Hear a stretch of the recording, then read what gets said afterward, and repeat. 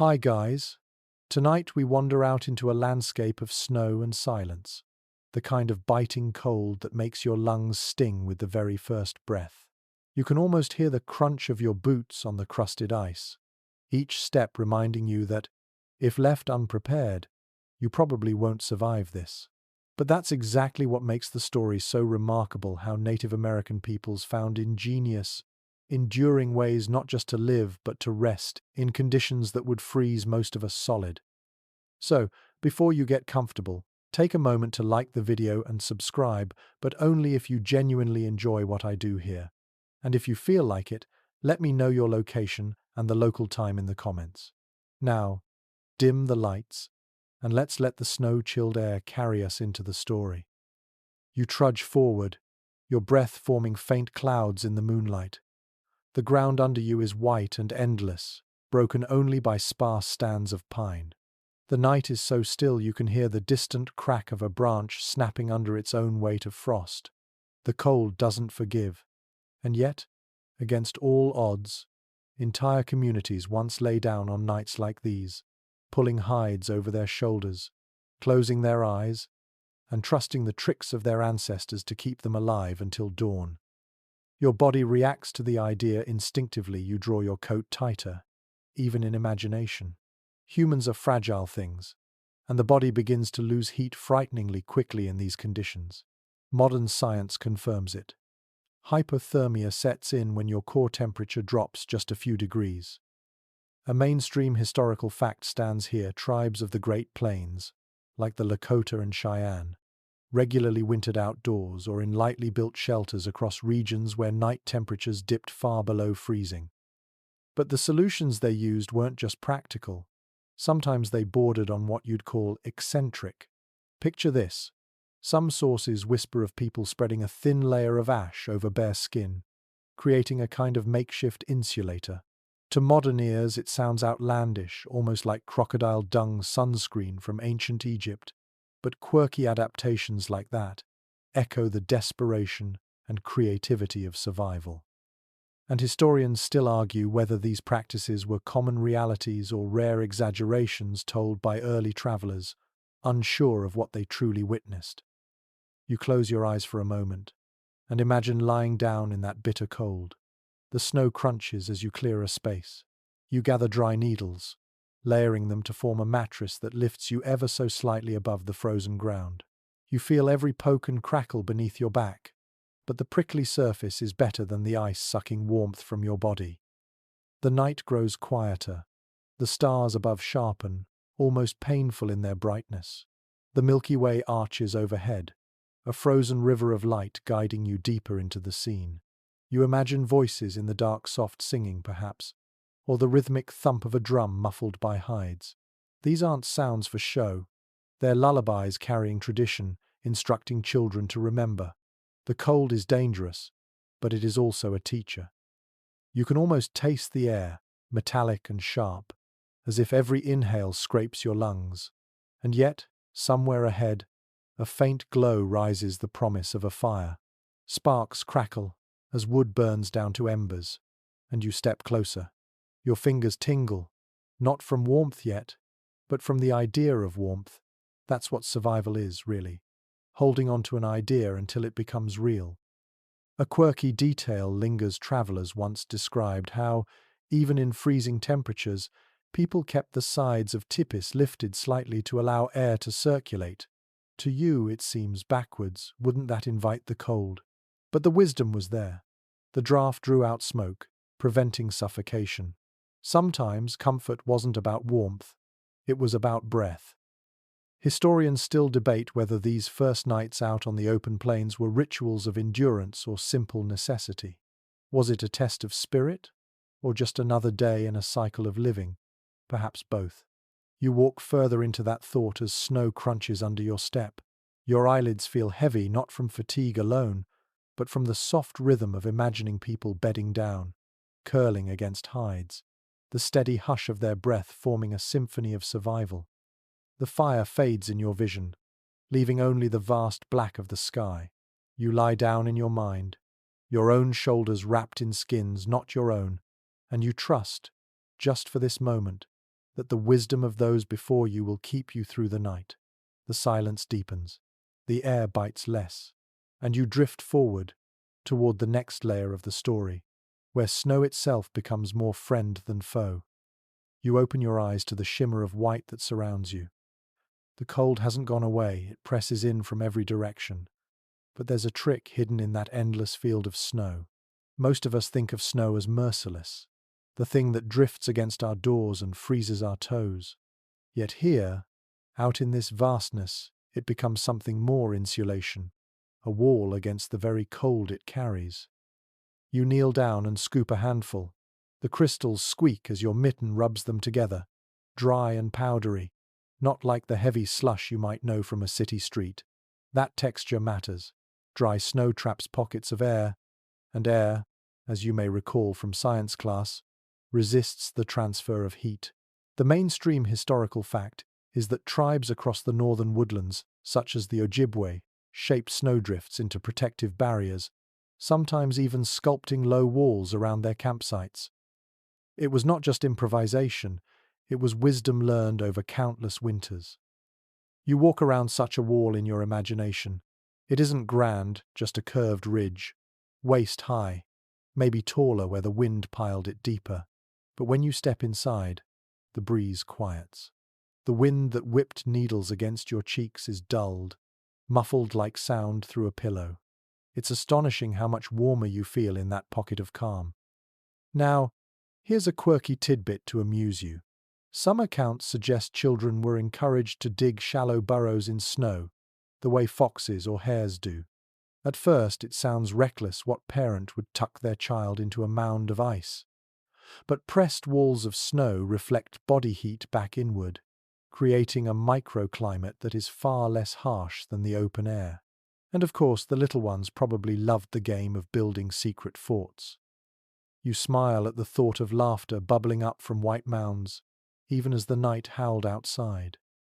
Historians still debate whether entire families regularly slept in snow shelters or if such burrows were mostly temporary emergency measures. Some argue that full communities relied more on bark-lined lodges, with snow only heaped against the walls as extra insulation.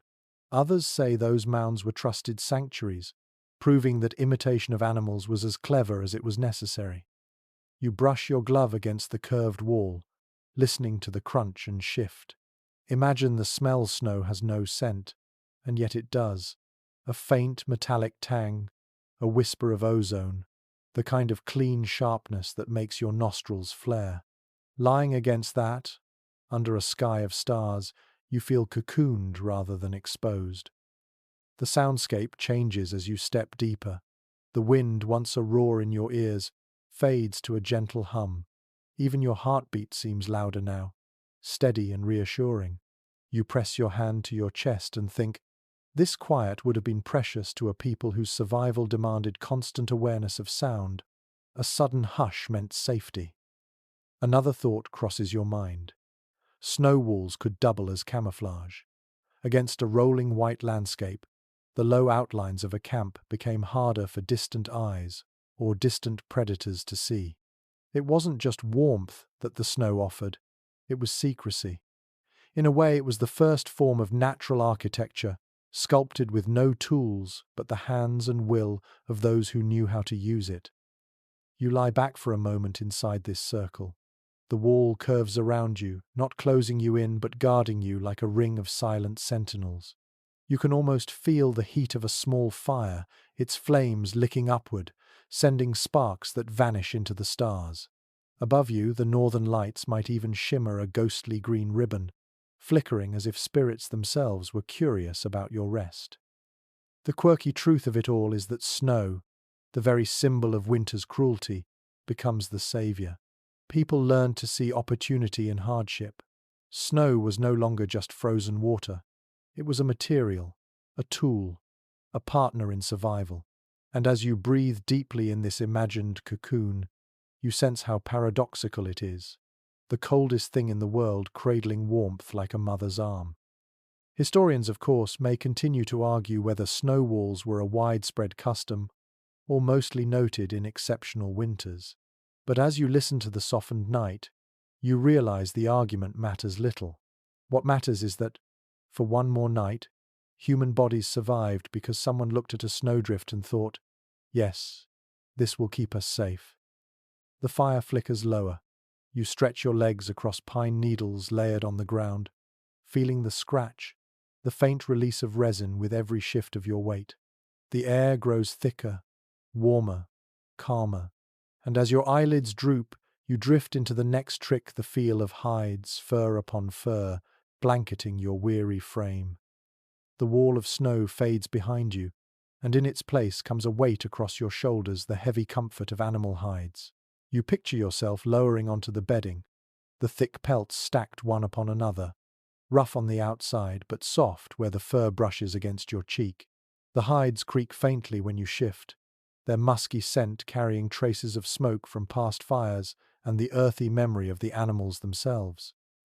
It's firmly established that tribes of the northern plains relied on layered bison and deer skins as the core of their winter bedding. The sheer size of a buffalo hide made it ideal. One could be cut for clothing, while another stretched into a blanket broad enough to cover a family. The hides were so dense that a few together created insulation equal to any modern sleeping bag. And here's an unusual little detail you might smile at. People sometimes placed a layer of rawhide beneath the bedding, not for warmth, but as a shield against damp rising from thawing patches of ground. Imagine lying there, half dreaming, and hearing faint drips below you.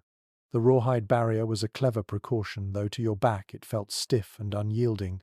It meant the blankets above could stay dry. Researchers remain divided on whether those who lived in forested regions preferred fur-on pelts over tanned hides. Some argue that the hair trapped heat better, while others claim fur invited lice and pests, leading people to scrape it off entirely. Without unanimous records, it's a debate that lingers, leaving us to imagine both versions flickering in firelight. You press your hand into the imagined pile. The surface is uneven, some patches scratchy, others luxuriously thick. A faint animal aroma clings, softened by months of smoke curing. You might wrinkle your nose at it today, but to people then, the smell was reassurance proof that the barrier between them and frost was solid. Close your eyes again, and you feel the weight pressing down comfortingly. The hides mold to the body, sealing in the warmth that wants so badly to escape. Over you, another pelt falls like a heavy curtain, and suddenly the world narrows to your own breath, the sound of your heartbeat, and the distant hiss of wind beyond the shelter. It's easy to forget how much difference weight itself can make. Modern weighted blankets soothe us with pressure. Here, the mass of buffalo hides worked the same way, calming the mind, convincing it that perhaps the cold couldn't reach you after all. You smile softly, realizing how ancient instincts overlap with modern comforts. The fire outside sputters, sending shadows across the walls. You turn slightly and feel the fur against your skin, softer now, warmer. With each inhale, you take in that smoky musk. With each exhale, you let go of fear.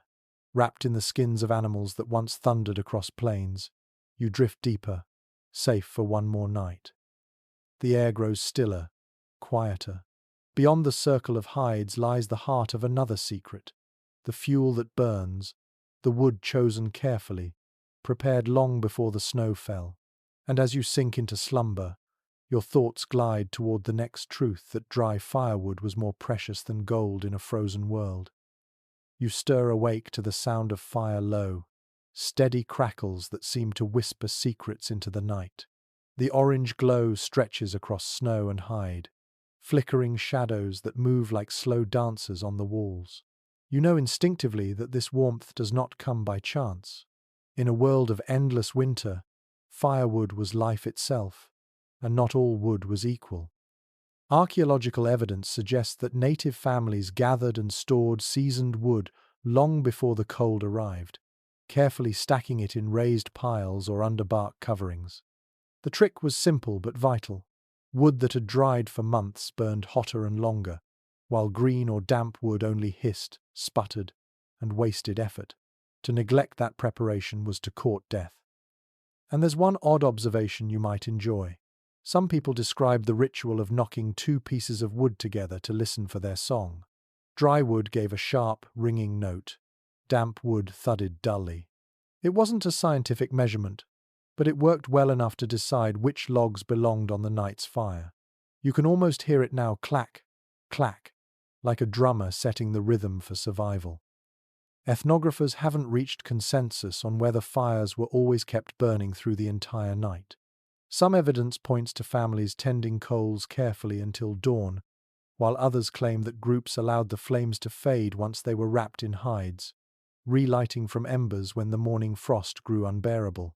Perhaps both practices were true, varying with region, resources, and personal preference. You lean closer in imagination, stretching your hands to the flames. They sting at first, too hot against skin chilled by wind, then settle into a pleasant ache.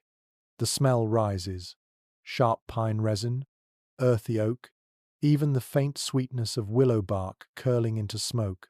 It clings to your clothes, your hair, to every surface of the shelter, until smoke itself becomes part of the bedding. The fire talks constantly. It pops and sighs, reminding you of its fragile nature. A careless pile of damp wood could smother it. A gust through an open flap could scatter sparks dangerously. But tended well, the fire becomes more than heat, it becomes the center of the night. People gathered around, telling stories, humming chants, watching each other's faces glow and fade with the dance of light. Imagine drifting to sleep with that rhythm at your side. The crackle becomes your lullaby, irregular yet soothing. Your ears catch the hiss of sap escaping, like tiny whispers of trees remembering their summer. Your nose fills with a smoky perfume, earthy and strong, the kind of scent that lingers even when you dream. To you, firewood might feel ordinary, stacked outside your house or bought by the bundle, but in those winters, each log represented foresight and luck. Without it, blankets of hide meant little. Without it, snow walls offered only half their promise. The fire was the final ingredient, the glowing heart that made survival more than chance. You settle deeper into this warmth, stretching your legs until the heat reaches your toes. Outside, the world is silent except for the hiss of wind. Inside, the fire breathes steadily, like a companion who refuses to leave your side. And as eyelids droop again, you realize the fire itself was part of the bedding, a circle of light no less protective than the hides or snow. The night presses on, but you're ready to learn how even stones around this hearth became guardians. And so, gently, you follow the smoke into the circle of stone. You lean back from the fire and notice the arrangement at your feet, not random logs scattered in dirt, but a deliberate ring of stones. They form a circle, sturdy and unbroken, each one chosen for its weight and shape. At first glance, they seem ordinary, just rocks picked from the ground. But as you watch the flames bend around them, you begin to see their purpose. These stones were more than boundaries. They were protectors of both body and spirit. It's well documented that native families built hearths with careful stonework, ensuring that fires stayed contained and their heat was directed inward. Stones absorbed warmth during the night, glowing faintly long after the flames dwindled, so when you shifted closer, your body could draw comfort from their radiating heat. Picture yourself reaching out, pressing a palm to a stone still warm from embers, marveling at how earth itself became a silent heater. One curious custom mentioned in old accounts is that some stones were rubbed smooth over seasons of use, polished by countless hands, turning them, arranging them, leaning against them. These weren't just functional. They became familiar companions. Imagine a child tracing circles on the same rock her grandmother once touched, both of them finding safety in the permanence of that shape. Interpretations differ when it comes to whether the stones themselves held ceremonial meaning. Some ethnographers suggest that circles echoed sacred patterns, mirroring the cycles of sun, moon, and seasons. Others argue the placement was entirely practical, with no ritual intended. The truth may lie somewhere in between, where practicality and spirituality blended so seamlessly that no one bothered to draw a line between them. You look down again, and the stones seem to glow softly.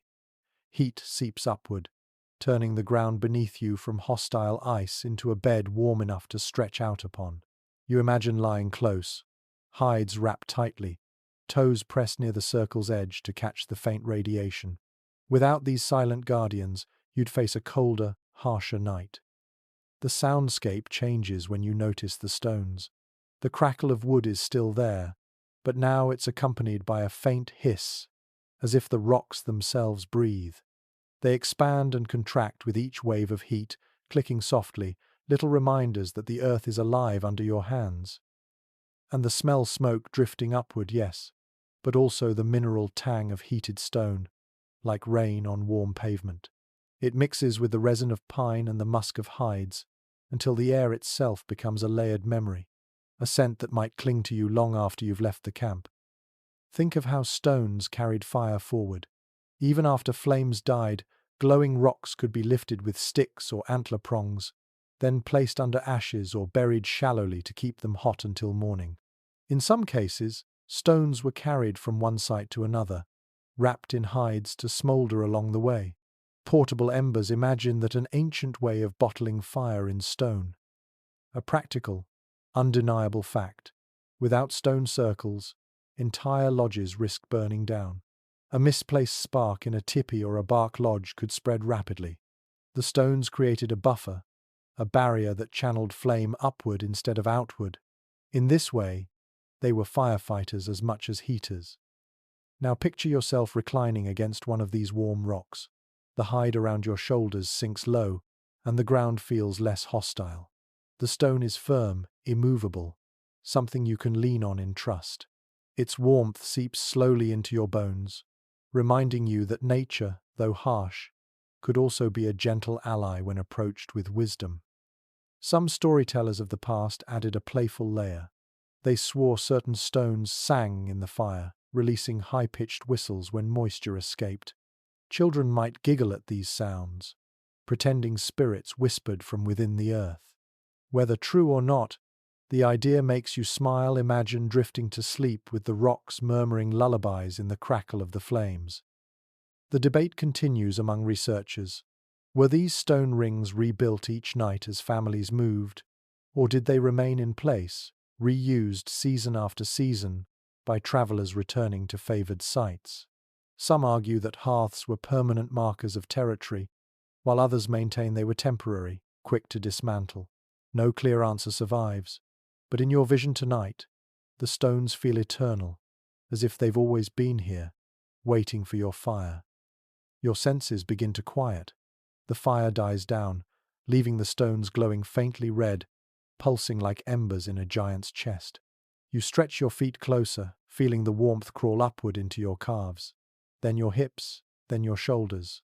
The cold outside recedes, replaced by the steady heartbeat of stone. Even the silence feels different now.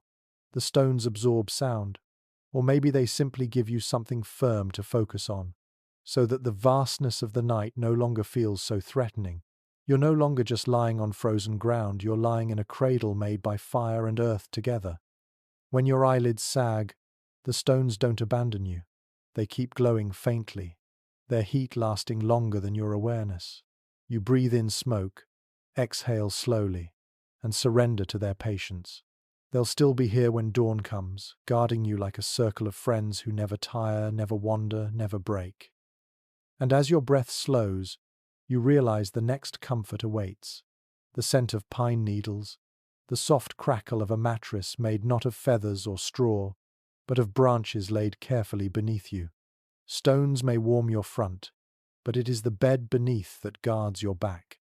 You close your eyes, the circle of stone fading, replaced by the forest floor made into something gentler, a fragrant mattress that rustles softly under your body. The story drifts onward, and so do you. The stones fade into darkness, their warmth slipping gently into memory, and what greets you next is the scent of pine. You lower yourself to the ground, but it isn't bare earth or frozen crust that meets your back. It's a bed carefully built from needles, twigs, and branches.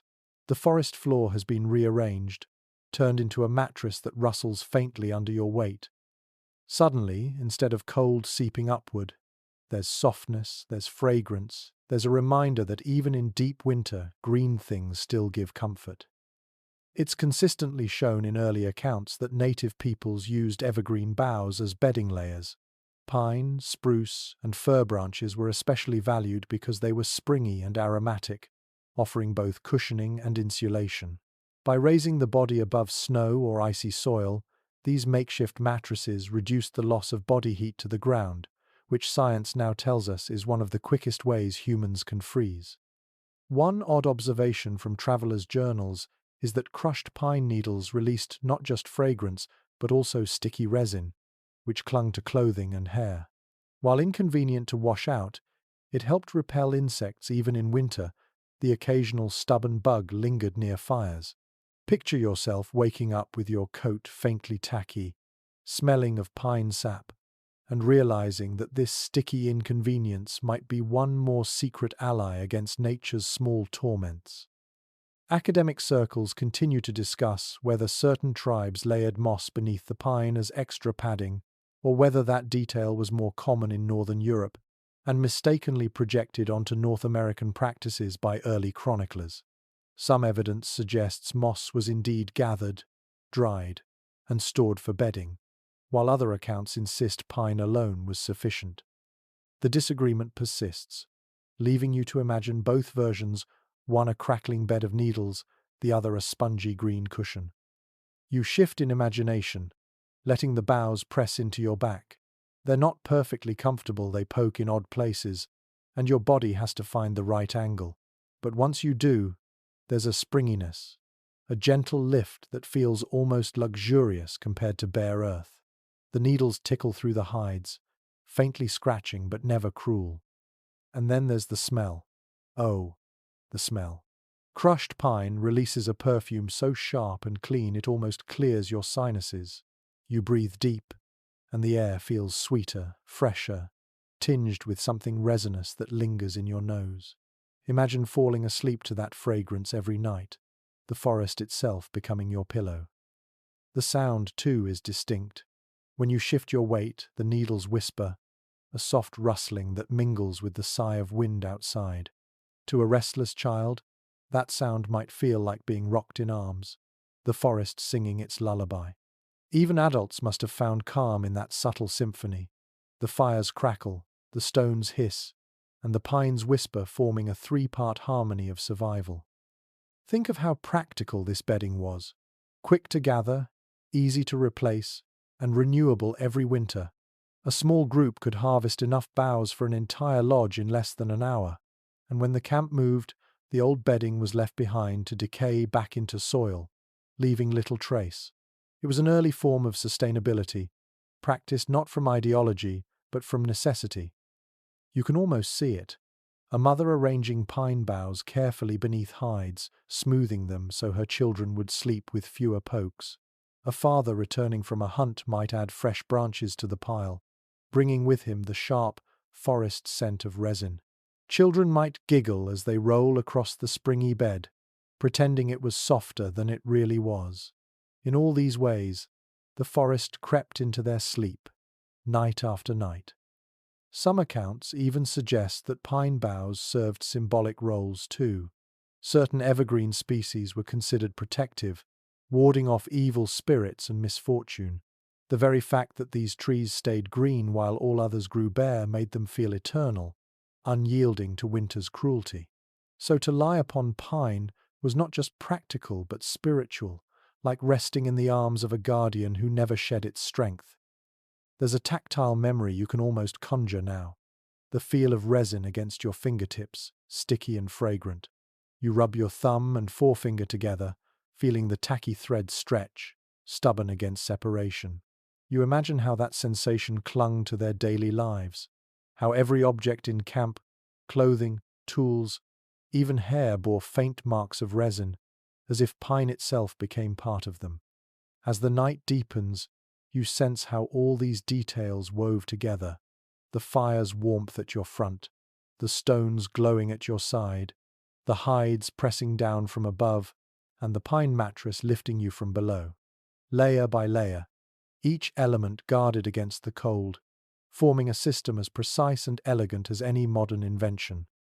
The scholarly debate about moss or no moss fades in importance as you settle more deeply into this bed. What matters is how the pine transforms the night, how it shifts your senses away from harshness toward comfort. You feel suspended, not on frozen ground but on a fragrant cushion woven by the forest itself. You breathe again, slow, steady. The air carries pine, smoke, and the faint musk of hides. Your body loosens, muscles uncoiling after a day of trudging snow. Your ears tune to the hush of needles beneath you, the faint squeak of resin under pressure. Every sound reassures you that the cold outside is losing its hold. Your thoughts drift. You imagine stories told on such beds, elders whispering tales of spirits moving through the forest, of animals who lent their strength, of stars that guided hunters home. Perhaps children fell asleep halfway through the story, heads resting on pine pillows, their dreams carrying the scent of evergreen into a world where winter spirits were kept at bay. The fire outside dims further. Shadows stretch and settle.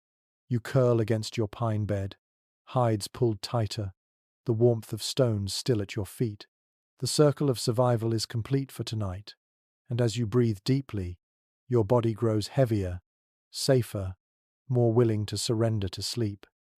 But the night isn't only about stillness. The warmth of pine and hides is shared most strongly when bodies draw closer together.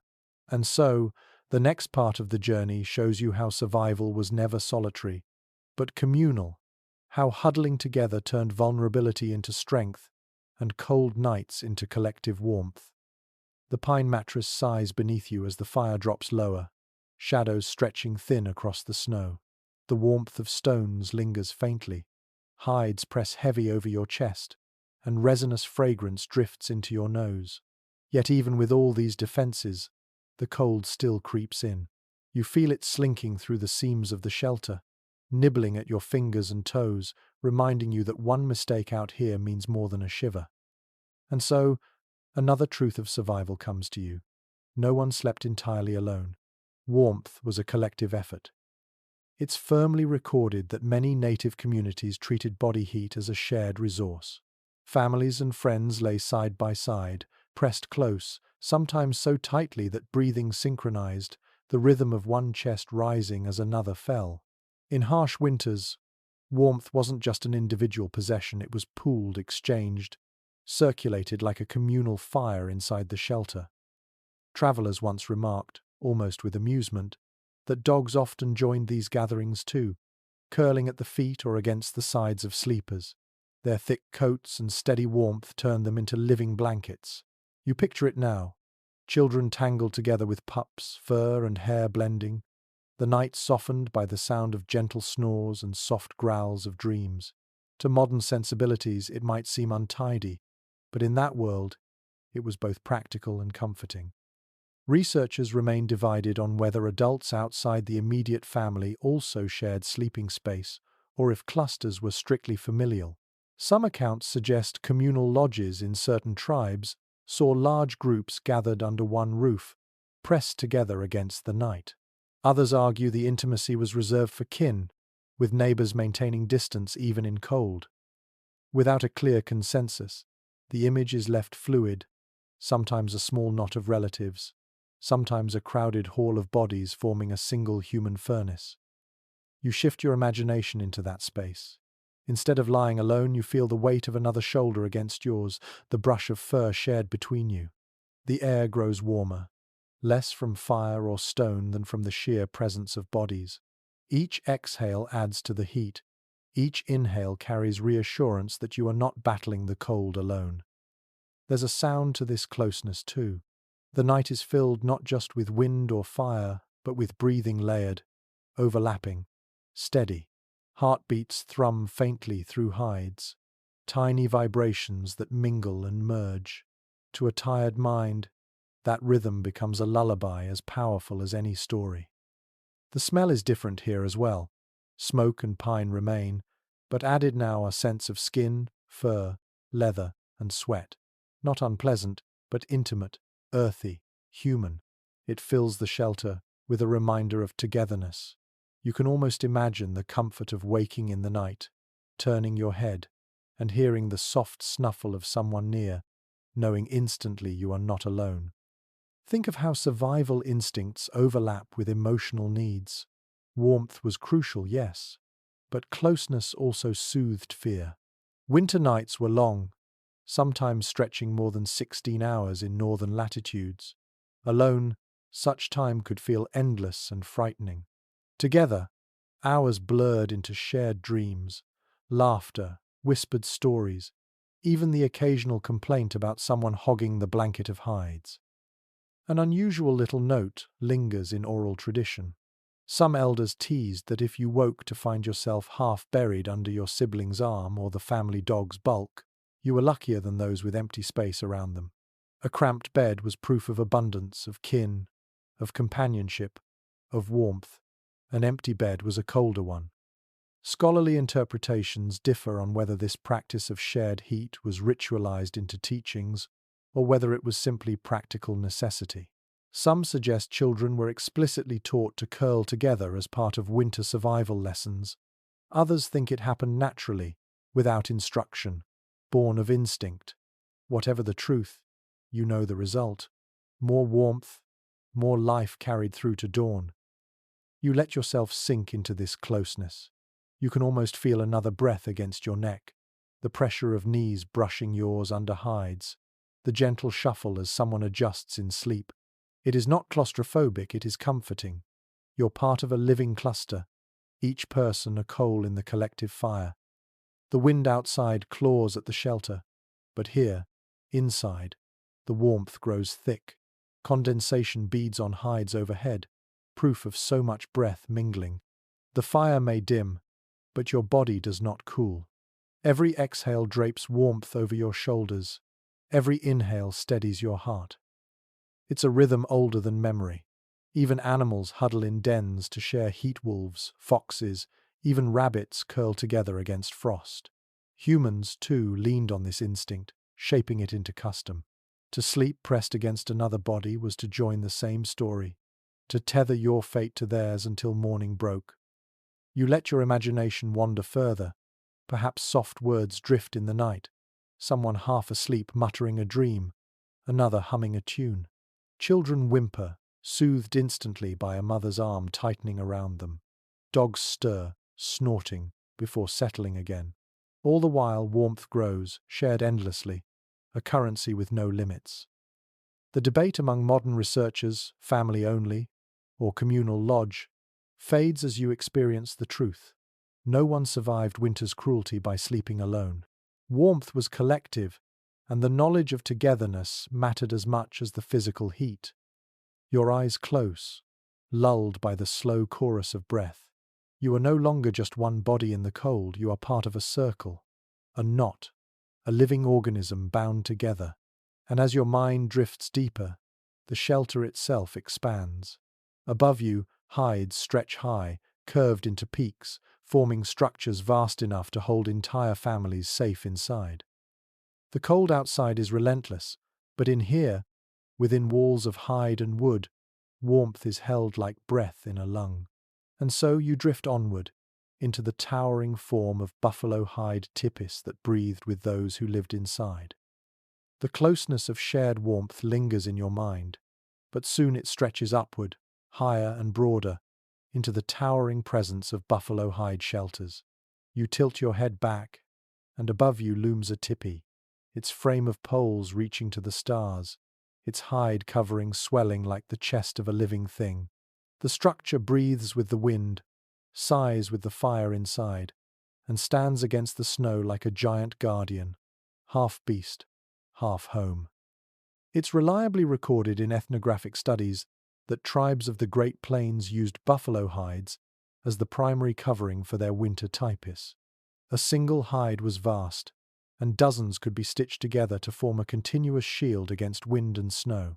The hides, thick and durable, shed precipitation and kept warmth trapped within, while their smoky scent acquired from constant exposure to fires repelled insects and added resilience to the material. Without these coverings, the poles alone would have been skeletons in the snow. One curious custom recounted in oral tradition is the deliberate choice of which side of a hide faced outward. Some groups left the fur on, letting the thick hair catch snow like a second insulating layer, while others scraped hides smooth, preferring to treat them with grease and smoke for weather resistance. Imagine the subtle differences in how a lodge looked, one soft and furry, blending into the snow like a giant animal crouching in the landscape, the other sleek and gleaming, the surface catching moonlight like polished leather. There's ongoing debate about whether winter tipis were smaller, more compact than their summer versions, or whether size remained consistent year-round. Some scholars argue that reducing diameter conserved heat, while others insist larger lodges were retained even in winter because they allowed extended families to stay together. The archaeological record is ambiguous, leaving the question to flicker like shadows in firelight. Now you step inside. The flap closes behind you, and the roar of the wind outside drops into muffled silence.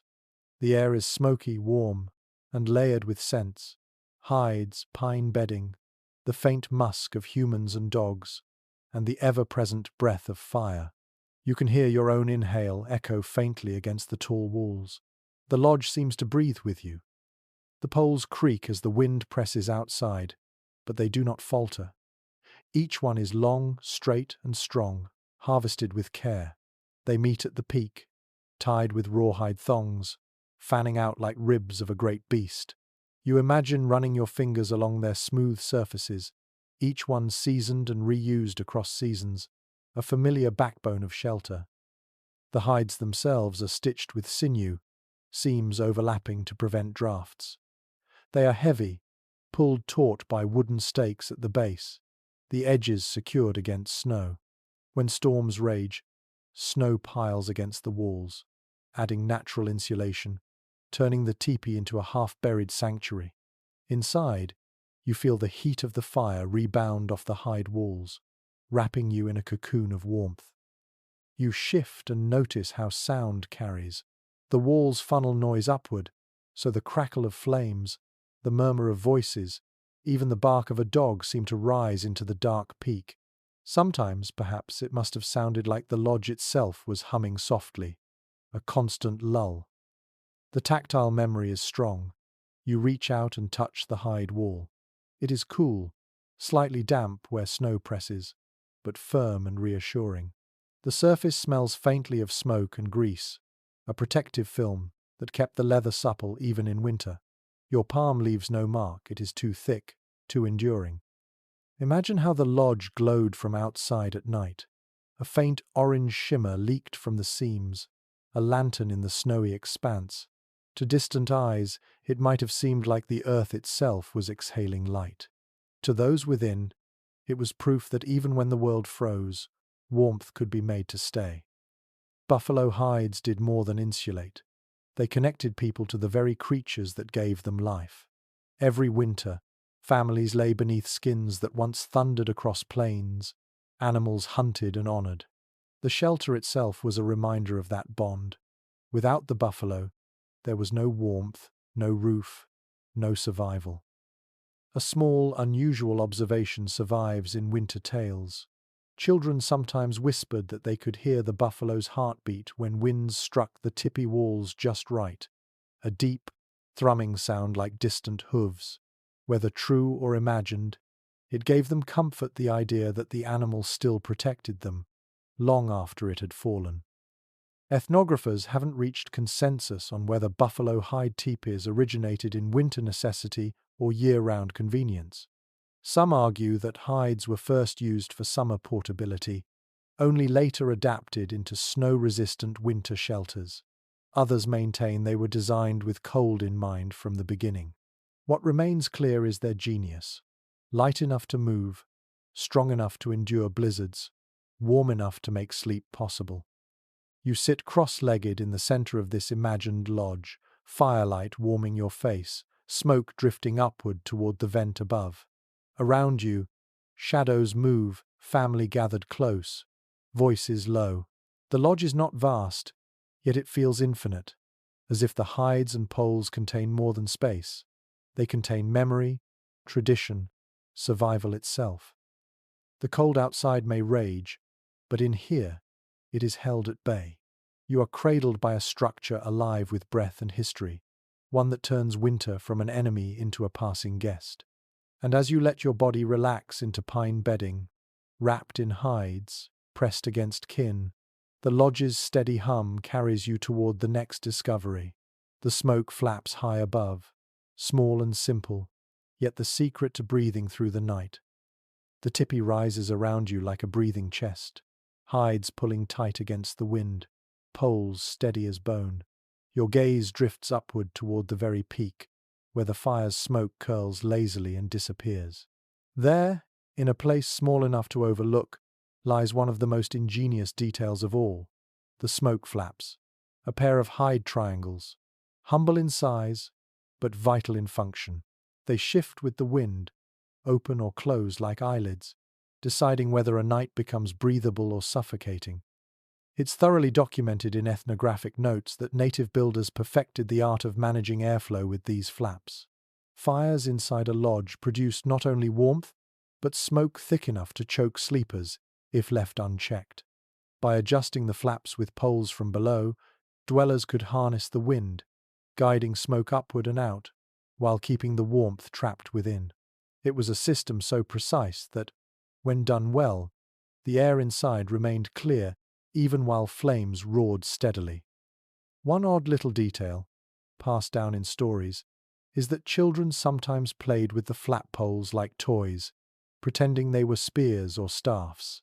Imagine a sleepy parent rousing in the night to find the smoke flaps thrown wide open by mischievous hands, the lodge suddenly draughty and smoky at once. A scolding perhaps, but also laughter, because even in harsh winters, human playfulness never vanished entirely.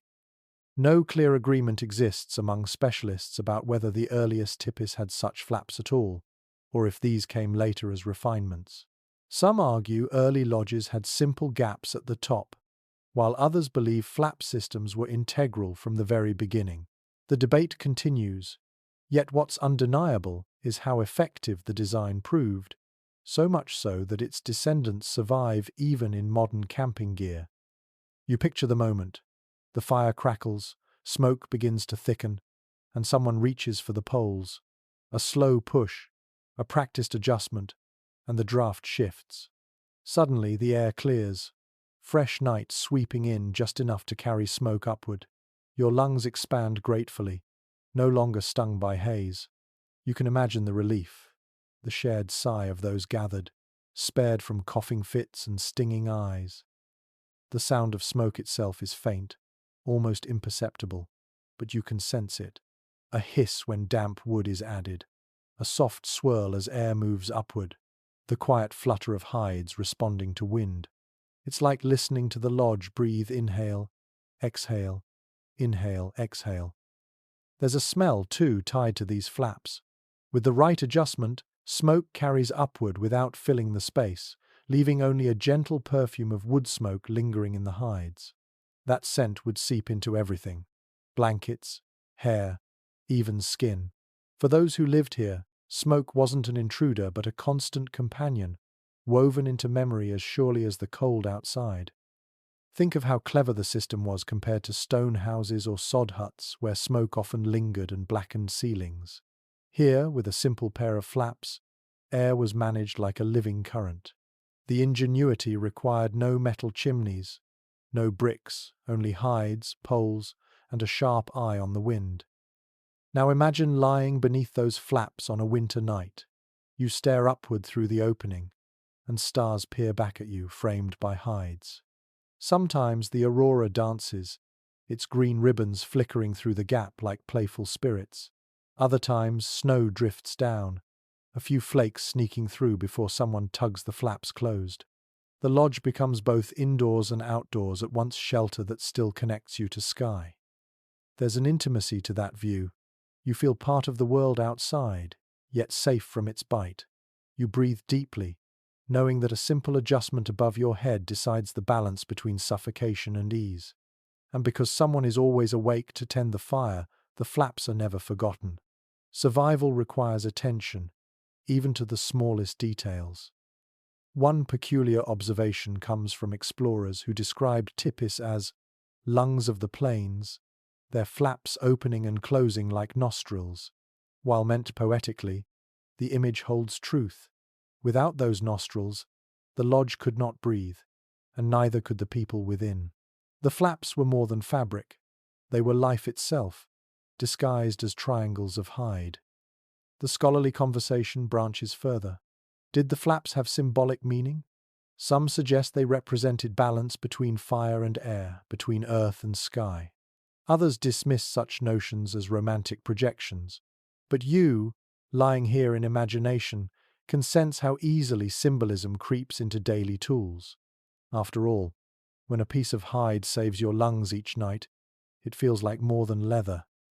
The fire dims. Smoke rises thinner now, yet the draught carries it smoothly. You inhale cool air from outside, exhale warmth into the room. The lodge is balanced, stable, alive. Above you, the flaps stir in wind, adjusting minutely, never still for long. The sensation of lying here is layered. Warmth at your side, hides heavy over you, pine beneath you, and above, the slow shifting of sky through leather gates. You feel contained, yet connected, grounded, yet lifted towards stars. The flaps remind you that shelter doesn't mean isolation, it means controlled connection, letting in only what sustains you. Your eyes begin to droop, lulled by the steady breathing of the lodge. The smoke thins, the stars blur, the hides ripple faintly in wind. And as you sink deeper into warmth, another memory drifts close, the stories of nights when hunger itself became a strange kind of ally, when fasting in winter eased more than it harmed. The comfort of air leads you into the mystery of empty stomachs, and the night's lesson continues. The smoke flaps above you stir gently, letting air sweep through, carrying with it the faint tang of wood smoke and winter frost. Your chest rises and falls easily. The fire burns steadily. The hides feel warm against your shoulders. For a moment you almost believe you have everything you need. Yet one question lingers in the cold silence. What happens when food runs low? Out here, surrounded by snow and silence, hunger is not just an inconvenience, it is a shadow waiting to creep into your dreams. Historical records consistently show that during harsh winters, food stores often dwindled. Tribes living across the plains and woodlands faced seasons when hunting became nearly impossible. Rivers froze solid, and stored provisions ran low. To endure, people turned to fasting not always by choice, sometimes by design. Strangely enough, the human body can adjust to short periods without food, and in some ways, an empty stomach made sleep easier in the cold. One curious account survives in the writings of early travelers. They described how families would deliberately eat lightly before bedding down on the coldest nights, knowing that digestion itself burned energy and left them sweating sweat that cooled too quickly and risked frostbite.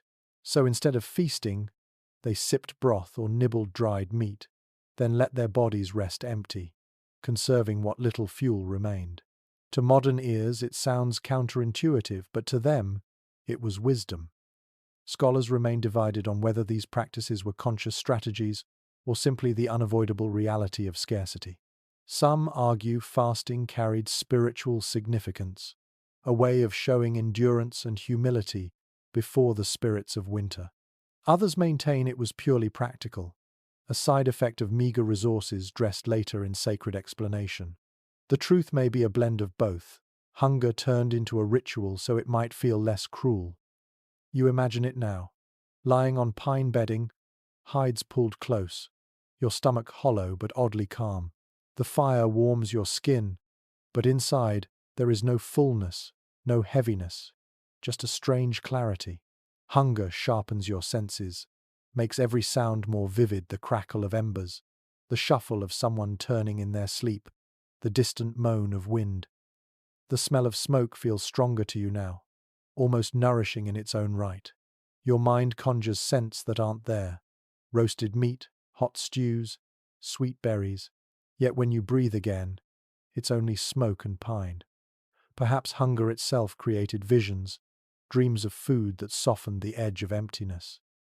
There's a sound that lingers in hunger too, the gurgle of your stomach, low and persistent, almost like another voice in the night. You can picture a family lying close, bellies echoing the same complaint, yet no one laughing at it. Instead, the sound became familiar, expected, even oddly unifying. Think of how fasting wove itself into story. Elders might say, "The cold spirits test us tonight. Let them find us strong, not bloated." Children would hear such words and believe hunger was not punishment but trial. In this way, what might have crushed them became a lesson in resilience. One odd observation passed down is that some families chewed on leather straps softened in broth. The hides, though tough, released enough flavor and fat to trick the mouth into thinking it was eating. You picture the faint squeak of teeth on leather, the smoky taste of boiled hide, the quiet sigh of someone drifting to sleep convinced, just for a moment, that they had eaten. Modern researchers still debate whether such customs were widespread or exaggerated by outsiders who misunderstood what they saw. Some argue the chewing of leather was rare, only during the direst famines, while others suggest it was common enough to be remembered across generations. Whatever the case, the image lingers. Even the tools of shelter became sustenance in desperate times. You shift again on your pine bed, and the sensation of emptiness feels oddly gentle. Without food weighing you down, your body conserves heat by slowing. Your breath steadies, your heart beats calmly. The cold is still there, but it seems less biting, as though hunger numbs its edge. You realize now why some described fasting as survival's quiet companion, unwanted but strangely protective. There's also the spiritual side to consider. Many traditions among native peoples included fasting as a pathway to visions, to clarity, to guidance from spirits. In winter, when the nights stretched long and silence pressed close, fasting may have deepened dreams, turning hunger into doorway. A hollow stomach, a quiet lodge, and suddenly, the dream world grew sharper, more luminous. You let yourself imagine such a dream, the fire's glow fading, your body light, floating. Outside, wolves call, their cries stretching across the frozen plain. Above, stars pulse brighter than ever, as if leaning closer. Hunger, instead of torment, becomes a bridge to another realm, where survival is not only physical but spiritual. The debate among ethnographers, ritual versus necessity, blurs as you sink deeper into this feeling. Perhaps both are true. Perhaps when your belly is empty, the only way to keep despair away is to say, "This is meant to be. This is sacred." And in that belief, hunger loses some of its teeth. You breathe out slowly, and the pine mattress rustles. Around you, others doze, their faces calm, their bodies curled together. Dogs sigh at their feet, shifting in dreams. The fire hums low, smoke curling upward through the flaps. The emptiness in your belly aches, but your heart feels steadier, stronger.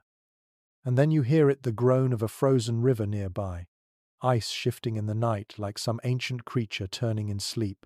Hunger fades as curiosity stirs. You wonder how even ice, in its stillness, could become part of this survival. And so, with your stomach hollow but your spirit strangely light, you drift toward the river's groaning song, ready to learn how frozen water itself became a shield. The hollow ache of hunger fades as your mind turns toward another sound in the winter night, a long, deep groan, like an animal shifting its weight beneath the earth. You tilt your head and realize it comes not from the lodge, not from the wind, but from the frozen river nearby. The ice stretches wide and silent for most hours, yet sometimes it speaks, cracking and booming as it adjusts to the weight of snow above and current below. It is a strange lullaby, eerie and powerful, and you find yourself leaning into its voice. Archaeological evidence and historical accounts alike show that rivers played an important role in winter survival. They were not merely sources of water or travel routes. When frozen, They became natural shields, creating barriers against predators and hostile winds. Camps pitched near frozen rivers gained both protection and access. Water could be melted from the ice, fish trapped beneath it, and the reflective surface amplified faint moonlight, making night less suffocating. One odd recollection from early explorers describes how some families carved shallow depressions into river ice to form makeshift wells. By keeping the holes covered with bark or hide, they prevented them from sealing overnight, ensuring a supply of drinkable water. Imagine kneeling on the glittering surface, striking ice with stone or bone, the sound sharp and clear in the stillness, and then watching as the water below gleamed darkly before you scooped it into a vessel. Cold, yes, but life-giving. Interpretations differ when it comes to how safe these frozen expanses were. Some researchers argue rivers were reliable sanctuaries, their broad ice sheets sturdy enough to last entire seasons. Others point out the danger of weak spots and sudden thaws, suggesting that camping too near water was risky. The truth is likely that both realities coexisted. Rivers were both gift and gamble, their groaning voices warning those who dared to rely too heavily on them. You picture it vividly. Your shelter stands close enough that, in the still hours of night, you hear the ice sing. A drawn-out moan, a sudden crack, a hollow boom like distant thunder. Each sound vibrates through the ground beneath you, a reminder that the surface is alive, shifting, restless. Far from frightening, these noises become familiar companions, steady background music for winter nights. The sensory details of rivers in winter are striking. The smell is faint but present, a sharp mineral tang, the scent of clean cold, sometimes mixed with fish or damp reeds trapped beneath ice. The air above the river feels sharper, drier, the cold intensified by open space. And underfoot, the surface squeaks and groans as you tread, sometimes smooth as glass, other times rough and jagged where cracks spread like frozen lightning. For hunters and travelers, frozen rivers became highways. Sleds glided across them, footsteps carried faster on ice than through deep snow. By following riverbeds, families found safer routes through forests and plains, their paths guided by the reflective gleam of moonlight on ice. Imagine trudging beside a dog pulling a laden sled, your breath pluming in the starlight, your footsteps ringing faintly as if echoing into the depths below. A peculiar custom noted in some oral histories describes how children were warned not to stare too long into cracks within the ice. Elders told them that spirits lived beneath, ready to pull the curious down. Whether meant as literal belief or simply a way to keep little ones safe from danger, the story reveals how rivers carried both wonder and dread. You can almost see a child, leaning over a fissure, eyes wide at the dark water shimmering below, then pulling back quickly at the sharp word of a parent. Scholars continue to puzzle over the symbolic roles rivers played in winter culture. Were they seen primarily as resources, practical and physical? Or did they also embody spiritual thresholds, boundaries between worlds? Some argue the groaning ice was interpreted as voices of ancestors or animal guides. Others suggest it was regarded more simply as nature's warning system, practical cues to avoid thin spots. Either way, the ice carried meaning as much as utility. You step closer in imagination, crouching at the river's edge. The surface gleams silver under moonlight, dotted with white snowdrifts. You touch it with a bare hand, your skin sticks briefly, tingling painfully before you pull away. The cold is so intense it burns, leaving your fingertips red and tender, yet you also sense safety. This frozen expanse is a shield, an empty moat protecting your camp from wolves or strangers who would hesitate to cross. The sounds deepen as the night grows colder. Crack, boom, creak. Each one is a reminder that the river shifts even while frozen, its currents never truly still.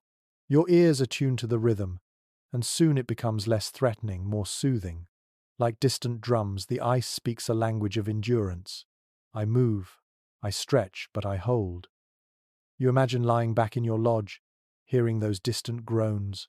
They fold into your dreams, merging with the fire's hiss, the dog's sighs, the pine mattress beneath you.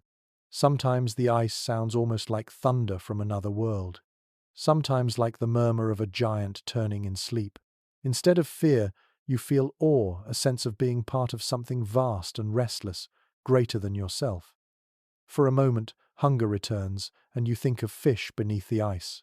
Some accounts tell of ingenious traps set in rivers even during the freeze holes cut with bone chisels, baited lines dropped into black water, the catch stored immediately in snow to remain frozen until needed.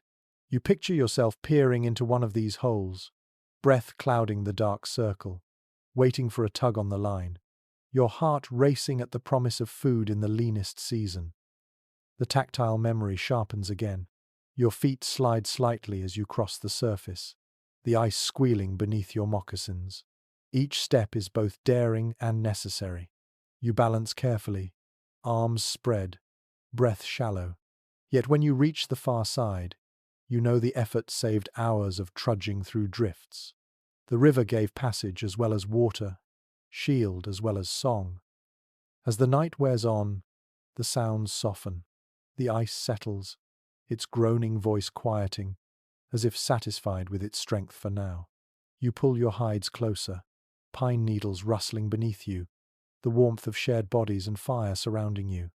The river remains nearby, a silent guardian until dawn, holding its secrets beneath a frozen skin.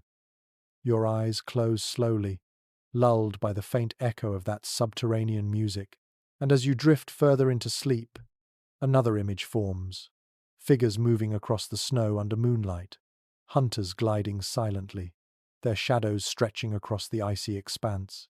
Hunger may still whisper, but hope flickers brighter when prey is sighted beneath a glowing moon. The river's groan fades into memory, but another sound replaces its soft, rhythmic crunches in the snow, like the heartbeat of the land. You open your eyes in imagination and see figures moving silently across the white expanse. Hunters walk carefully under the moon's pale glow, their shadows stretching long behind them, dark ribbons across the frozen plain. Each breath rises as mist, dissolving almost instantly in the dry night air. This is not just survival. This is pursuit, patience, and skill honed by generations. It is reliably established that native hunters used the stillness of moonlit nights to their advantage.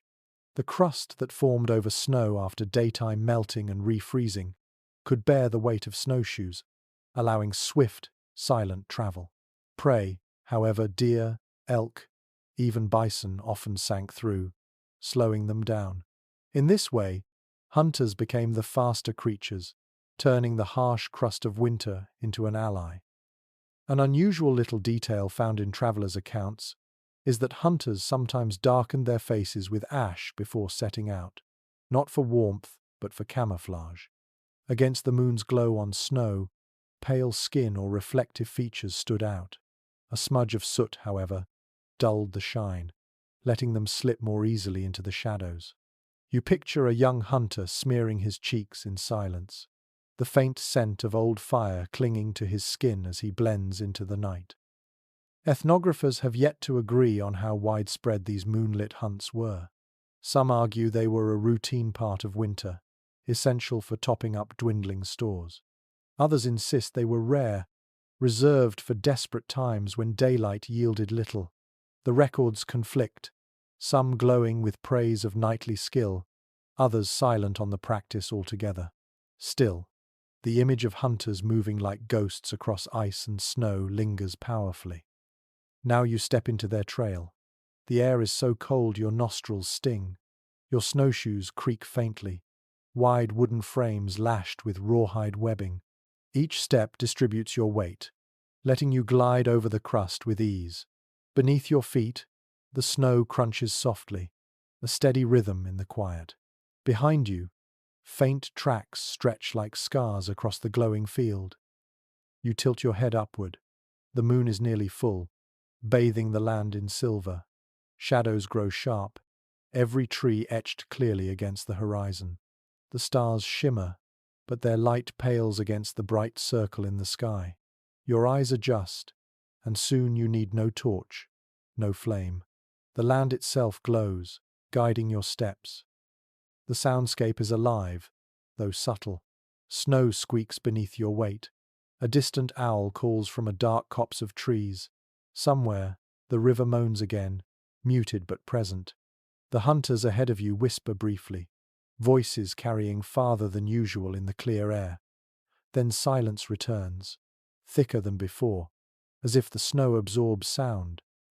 Smells drift faintly, even in the cold. You catch whiffs of pine from nearby forests, sharper when you brush against a branch.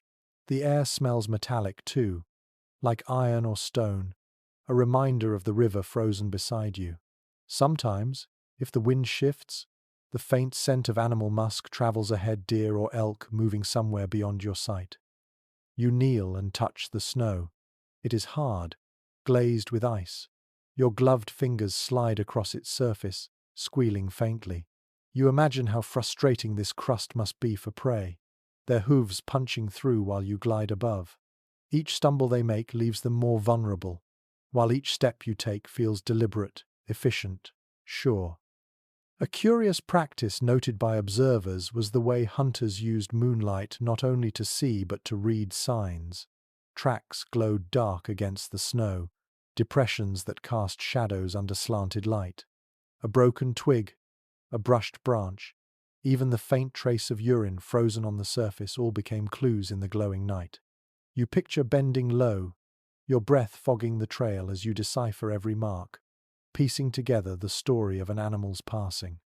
Interpretations vary about whether these hunts were solitary or communal. Some suggest lone hunters slipped into the night, preferring silence and stealth. Others describe groups of men moving in formation, signaling with gestures rather than words. Perhaps both were true solitary hunts for small game, group efforts for larger prey. Either way, the night itself became their companion, a canvas on which survival was painted in shadow and light. The chase itself you can almost feel now. Your muscles tense as you see movement ahead, a deer's silhouette against snow, ears pricked, body taut. For a heartbeat, the world stills. Then the animal bolts, hooves crashing through crust, snow flying in glittering arcs. You surge forward, snowshoes carrying you lightly, steadily. The gap narrows not by speed alone but by endurance. The deer stumbling often, you never. The sound of pursuit fills your ears, hooves pounding, snow cracking, breath gasping, your own heartbeat thundering like a drum. The cold sears your throat, but you push onward, guided by moon and instinct. Each stumble of the animal is a promise. Each step you take is a vow. And then comes the strike, an arrow loosed, a spear thrust, a moment of stillness before the prey falls. The silence after is immense. Only your breath remains, harsh and ragged. The hunters gather quickly, not triumphantly but reverently, for this kill means warmth, food, survival. They bend close, offering thanks in whispers, smoke of their breath rising like prayer into the night. The tactile sensations linger long after, the warmth of fresh hide against your cold fingers, the sharp tang of blood in the air, freezing quickly, but pungent still. The weight of meat carried on sleds, pulled home by dogs, whose breath steams eagerly in the cold. For a moment, you stand in that silence, prey secured, moon above, snow shining like silver glass. The hunt has ended, but the journey continues. You turn back toward the lodge, following the glowing trail across the frozen world. Each step homeward feels lighter, hunger replaced by hope, emptiness by abundance. Scholars may argue whether these hunts were common or rare, but to you in this imagined night, their reality feels undeniable. Without them, many bellies would have stayed empty, many fires would have burned without meat to cook. Moonlit hunts were not just survival, they were proof of harmony between human skill and the harshest season. As you reach the edge of camp in your mind, you see the Tipis glowing faintly, smoke drifting upward through flaps. Inside, bodies stir, children murmur in dreams, dogs lift their heads at your approach. You slip quietly through the flap, the warmth rushing to greet you, the pine mattress waiting, hides ready to wrap you once more. And at your feet, loyal companions press close. Dogs curl against you, tails tucked, paws twitching in dreams. They are more than animals now. They are blankets with heartbeats, guardians with fur. You drift toward their warmth, ready to learn how even four-legged friends joined in the battle against winter's cold. You slip quietly into the warmth of the lodge, the fire glowing low, hides heavy with smoke, pine boughs rustling beneath you. Around the bedding, small shapes stir. Tails thump softly, noses nudge against your legs, and you feel the unmistakable heat of dogs pressing close. In this frozen world, they are not only companions but blankets, living furnaces with loyal hearts. You reach down and touch one, your fingers sinking into thick fur, and the creature sighs contentedly, curling tighter against you. It's well documented that dogs played a crucial role in native winter survival. Beyond pulling sleds or guarding camps, they served as bedfellows, spreading warmth through the night. Archaeological finds of dog bones among human burials suggest their closeness wasn't only practical, but deeply emotional.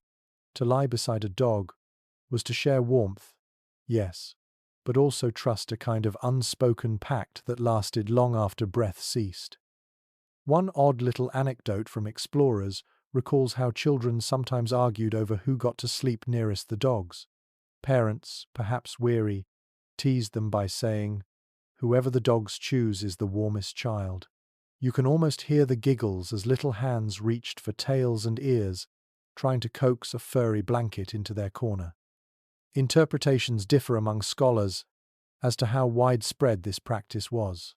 Some argue that only in extreme northern tribes, like the Inuit or Cree, were dogs regularly invited into sleeping spaces. Others contend that across the plains and woodlands their presence was common, especially in winters of brutal cold.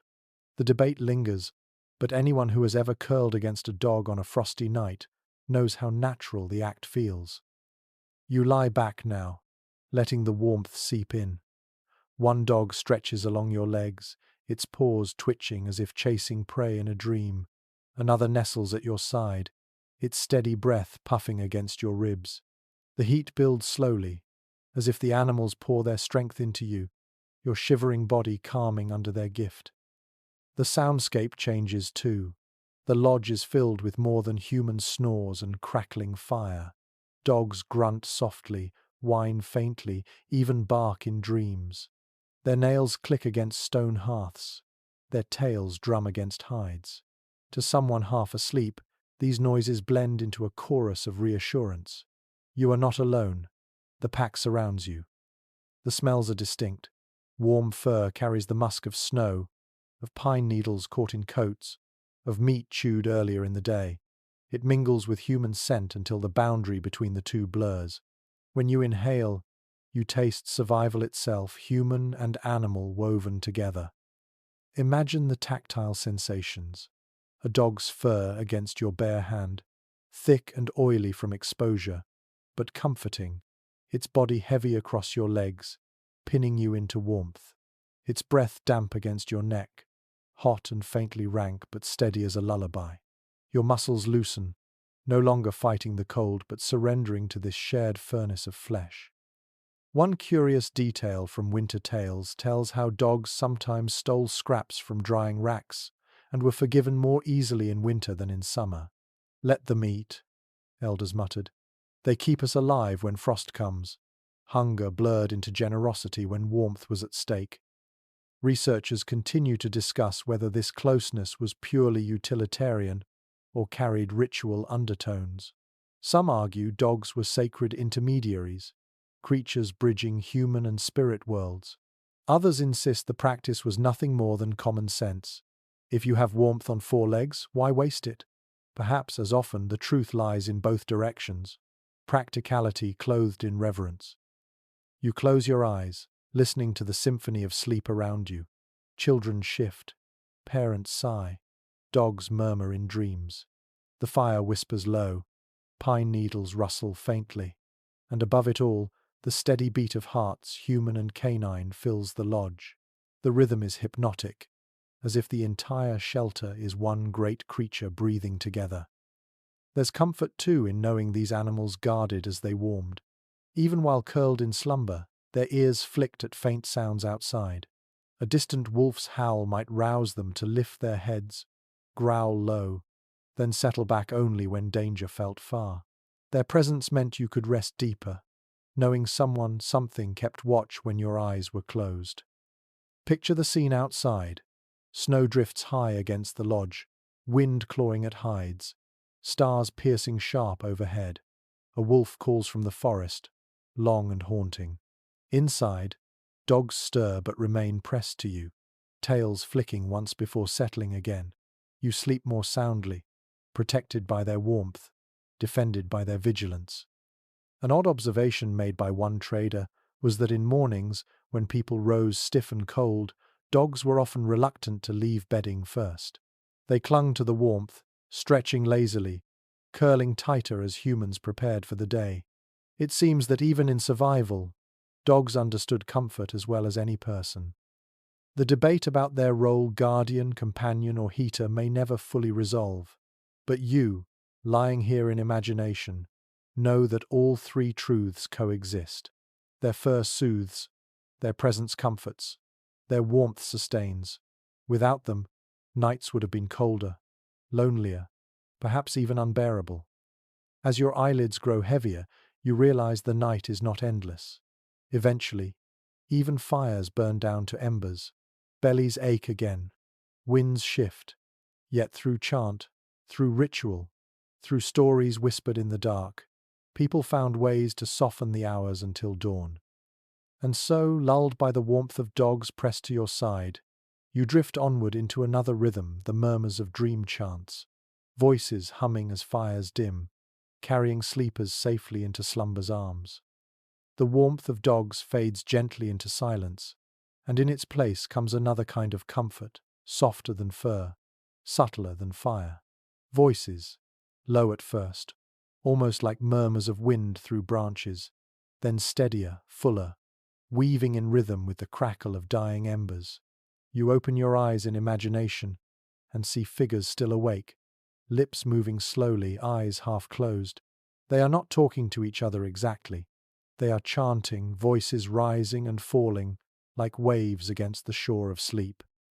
It's well attested in oral traditions that winter nights often ended with song or chant, not loud celebrations but gentle, rhythmic tones.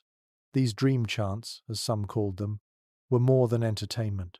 They were guides, carrying listeners into rest, stitching the world of waking to the world of sleep. The repetition of words soothed the restless, much like a lullaby. One odd little observation appears in old accounts. Sometimes these chants included nonsense syllables, sounds with no fixed meaning. At first you might think of them as babble, but they worked like music, freeing the mind from worry. Children would giggle, adults would smile faintly, and soon the rhythm overtook them all. Imagine lying under hides, eyes closed, as syllables drifted over you, nonsense perhaps, but deeply calming. Ethnographers still disagree about whether dream chants were purely for relaxation or whether they carried spiritual weight. Some argue they were practical tools for soothing children and keeping order in crowded lodges. Others maintain they were sacred, designed to invite dreams, visions, or guidance from spirits. The truth may be both, depending on the community and the night. Now, you let yourself sink into one of these chants. The sound is steady, repetitive. Voices hum, pause, hum again, sometimes in harmony, sometimes slightly off, but always circling the same rhythm. Your heart slows to match it. Your breath lengthens.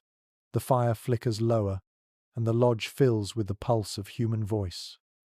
There is a sensory world to these sounds. Each syllable seems to echo against hides overhead, bouncing gently back down, wrapping you in invisible blankets. The tone is not sharp but rounded, smooth, like stones rolled by rivers. Even when words fade into breath, the vibration remains, massaging your ears and chest with its steady beat.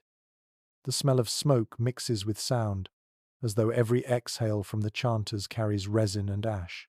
The two sensations blend until you cannot tell if you are hearing the fire or smelling the chant. Your senses overlap, confused and soothed at once. Touch, too, is involved. You feel the vibration through the pine bedding, faint tremors as the lodge itself seems to hum along. Dogs stir but do not bark. Their ears twitch in rhythm, tails flick faintly. Children sigh, rolling closer to warmth. Everybody in the lodge responds to the chant, whether awake or already dreaming. Picture an elder leading, voice gravelly yet steady, chanting words so old no one remembers their first speaker. Younger voices join, tentative at first, then fuller. The chant does not rush. It lingers, repeats, circles back, never hurrying anywhere. Its purpose is not progress but presence, holding everyone in a suspended moment where sleep feels safe. One peculiar note from early ethnographers: some dream chants were said to mimic natural sounds. The long whoop of an owl, the low moan of wind across plains, the crack of ice shifting in rivers all echoed within human voices. It was as though the world outside was brought gently inside, transformed into song. Instead of fearing those noises, people carried them into their dreams. Researchers remain divided on how spontaneous these chants were. Were they rehearsed, memorized, repeated night after night? Or were they improvised, shifting with mood and circumstance? Some evidence suggests fixed patterns, while other accounts describe chants as fluid, reshaped each time. Perhaps the debate itself shows their nature, both tradition and improvisation, anchored yet free. You close your eyes fully now. The chant vibrates in your chest, like a second heartbeat. Each repetition smooths away edges of thought. Worries about hunger, cold, predators all dissolve under the weight of sound. The voices do not demand attention, they invite release. There's a curious practicality hidden here too.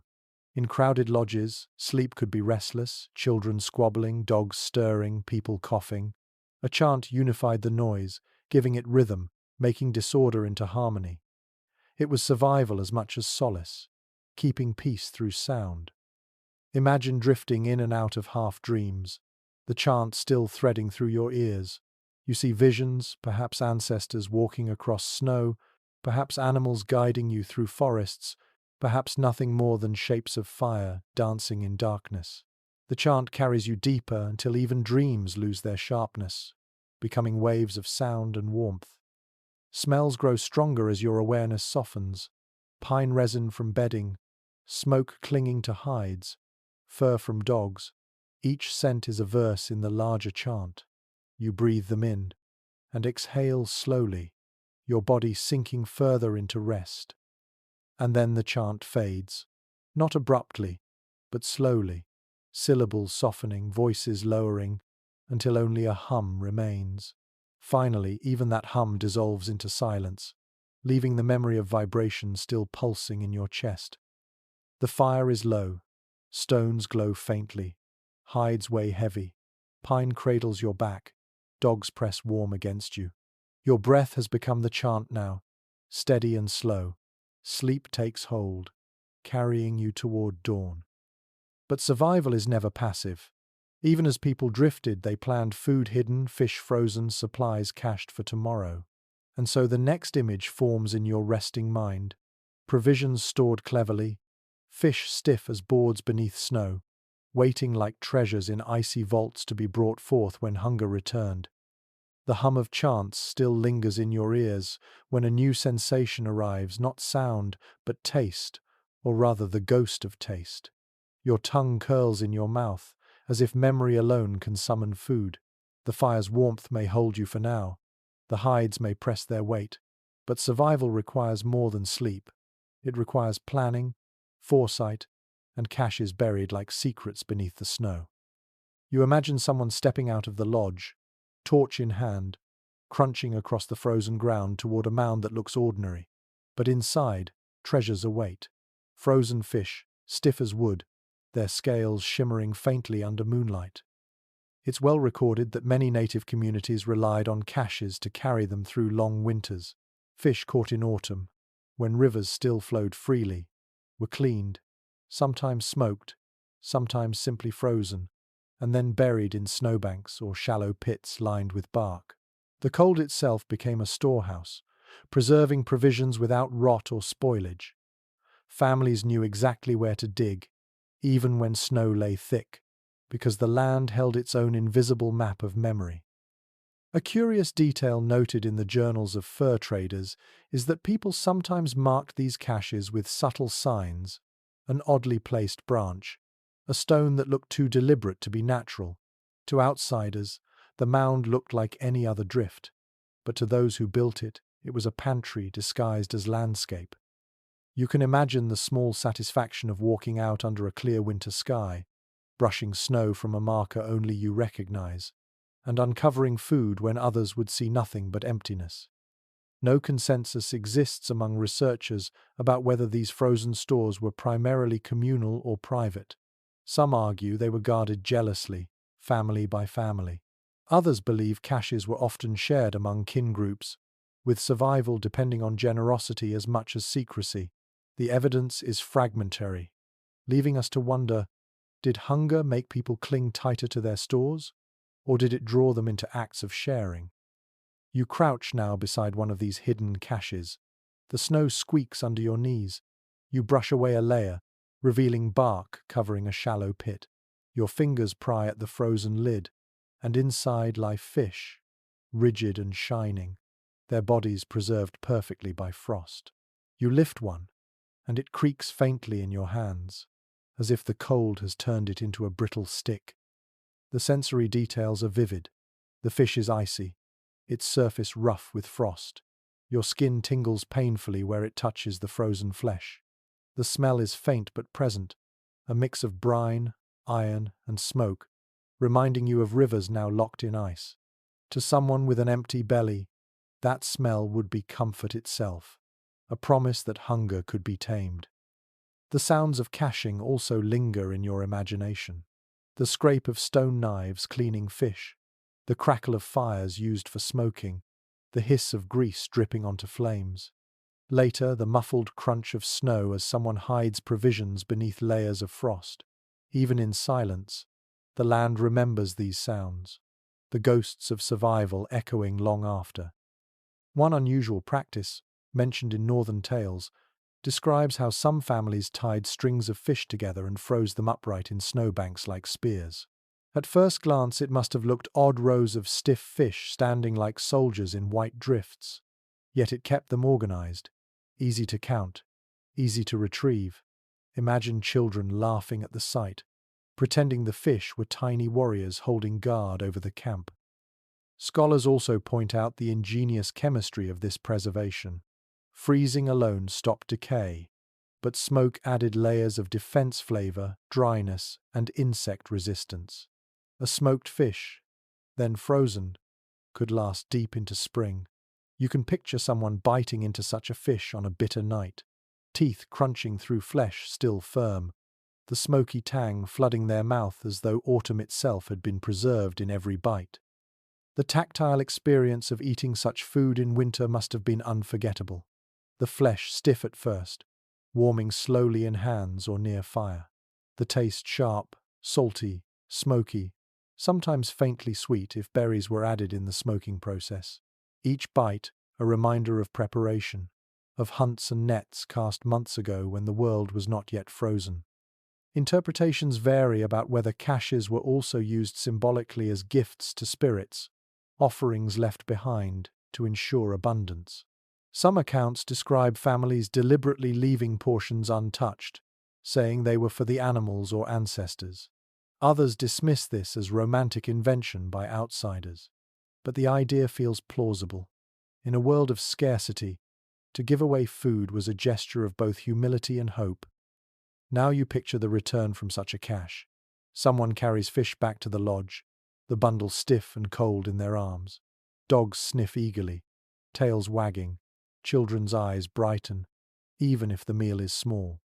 The fish is placed near embers, thawed slowly, sizzling faintly, releasing smoke into the air. The lodge fills with the scent, rich and mouth-watering, stronger than the pine bedding and even the hides. Hunger grows sharper, but also sweeter, because food is finally here. You take a bite in imagination. The flesh flakes roughly, chewy yet satisfying. Smoke clings to your tongue. Salt lingers on your lips. For a moment, hunger recedes, replaced by warmth spreading from your stomach outward. The cold outside does not vanish, but it feels less powerful. Another odd anecdote survives. Sometimes, when supplies ran dangerously low, families roasted fish bones for soup, boiling them until even the marrow gave flavor. The broth was thin, but it carried warmth, and sometimes that was enough. You can almost taste it now, watery, smoky, yet oddly comforting. Steam fogging the inside of the lodge, while outside snow hissed against hides. The debate among historians about whether these caches ever failed raided by animals discovered by rivals remains unresolved. Some argue loss was inevitable. Others insist careful placement made them secure. Either way, the risk was real, adding tension to each trip. Would you find your food untouched, or would the drift hold only emptiness? You stretch your body now, full in imagination, warm with food that came not from the night's hunt but from foresight and clever use of nature's freezer. Your belly calms, your muscles loosen, your eyelids droop again. The memory of hunger grows softer, replaced by gratitude for snow that, once feared, has become pantry and protector. And as you drift once more towards sleep, your mind shifts to the marks left on that snow, the broad prints of snowshoes, trails stretching across plains and forests. For even in the coldest nights, movement was survival, and the wide shoes left behind a story written in white. The snow around the hidden caches lies still, but when you look closer, it isn't blank. Across the crust, wide oval patterns mark the surface snowshoe tracks, spread like fingerprints of survival. Each step leaves an imprint larger than a handspan, light enough not to sink too deep, wide enough to carry weight across fragile ground. To follow these trails is to read the map of winter life. Every track, a sentence, every curve, a story. It's firmly established through both archaeological finds and oral traditions that snowshoes were indispensable to native communities facing long, harsh winters. Crafted from bent wooden frames, often ash or birch laced with rawhide, they distributed body weight across the snow. Without them, feet would plunge knee-deep, every step exhausting. With them, hunters and travelers moved swiftly, carrying supplies or chasing prey without sinking into endless drifts. Entire regions became traversable only because of these ingenious tools. One odd little note from early explorers describes how snowshoes were not only practical but sometimes decorated. Hunters carved patterns into the frames or dyed the rawhide lacing with natural pigments. To outsiders, this seemed unnecessary, even whimsical. But to the people who wore them day after day, beauty itself was a survival tool, reminding them that even in bitter conditions, life was more than struggle. Imagine walking through moonlit snow, your prints leaving behind not just footprints but subtle designs, art etched into winter's canvas. Ethnographers remain divided on whether snowshoes originated independently in multiple regions or spread gradually through cultural exchange. Some argue northern peoples across continents developed similar tools simultaneously, while others insist influences traveled through trade networks and migrations. The debate is unresolved, but the result is clear. Without snowshoes, many winter journeys would have been impossible. Now you picture yourself strapping them on. The wooden frames creak faintly as you adjust the bindings, rawhide straps stiff from cold. You stand, lift a foot, and feel the wide surface balance beneath you. The first step feels clumsy, your legs awkward, your stride longer than usual, but soon the rhythm comes. Step, crunch, lift, glide. You skim across snow instead of sinking, the crust carrying you like a partner in dance. The sensory details surround you. Each step squeaks faintly, the rawhide webbing scraping ice. Snow hisses as crystals scatter, brushing against your leggings. The air is sharp, so cold your breath feels heavy, yet your body warms with effort. Your arms swing wide for balance, gloved hands brushing frosty air. Every movement becomes deliberate, graceful in its necessity.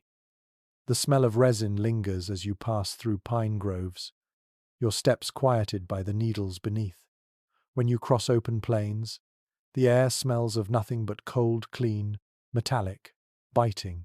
Sometimes a whiff of smoke from a distant lodge teases your nose, reminding you that warmth still waits at the end of the trail. Picture a group moving together, their tracks fanning across the snow like braided ropes. Hunters glide in formation, sleds pulled behind, dogs panting clouds into the night. Each step writes a record in white who traveled, how many, in which direction, carrying what weight.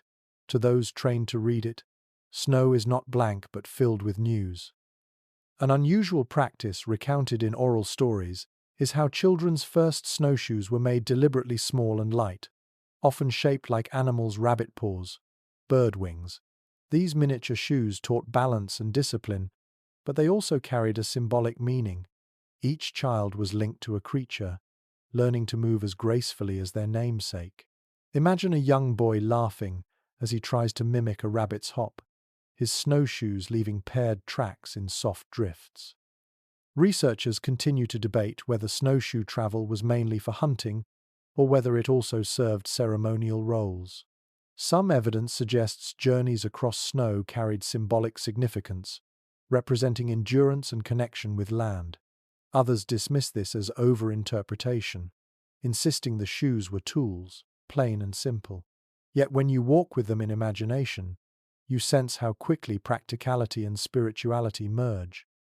To glide above snow is to feel part of the winter, not crushed by it. You pause mid-step and kneel, pressing a gloved hand to the trail. The print is clear, webbing etched into the crust, edges sharp in moonlight.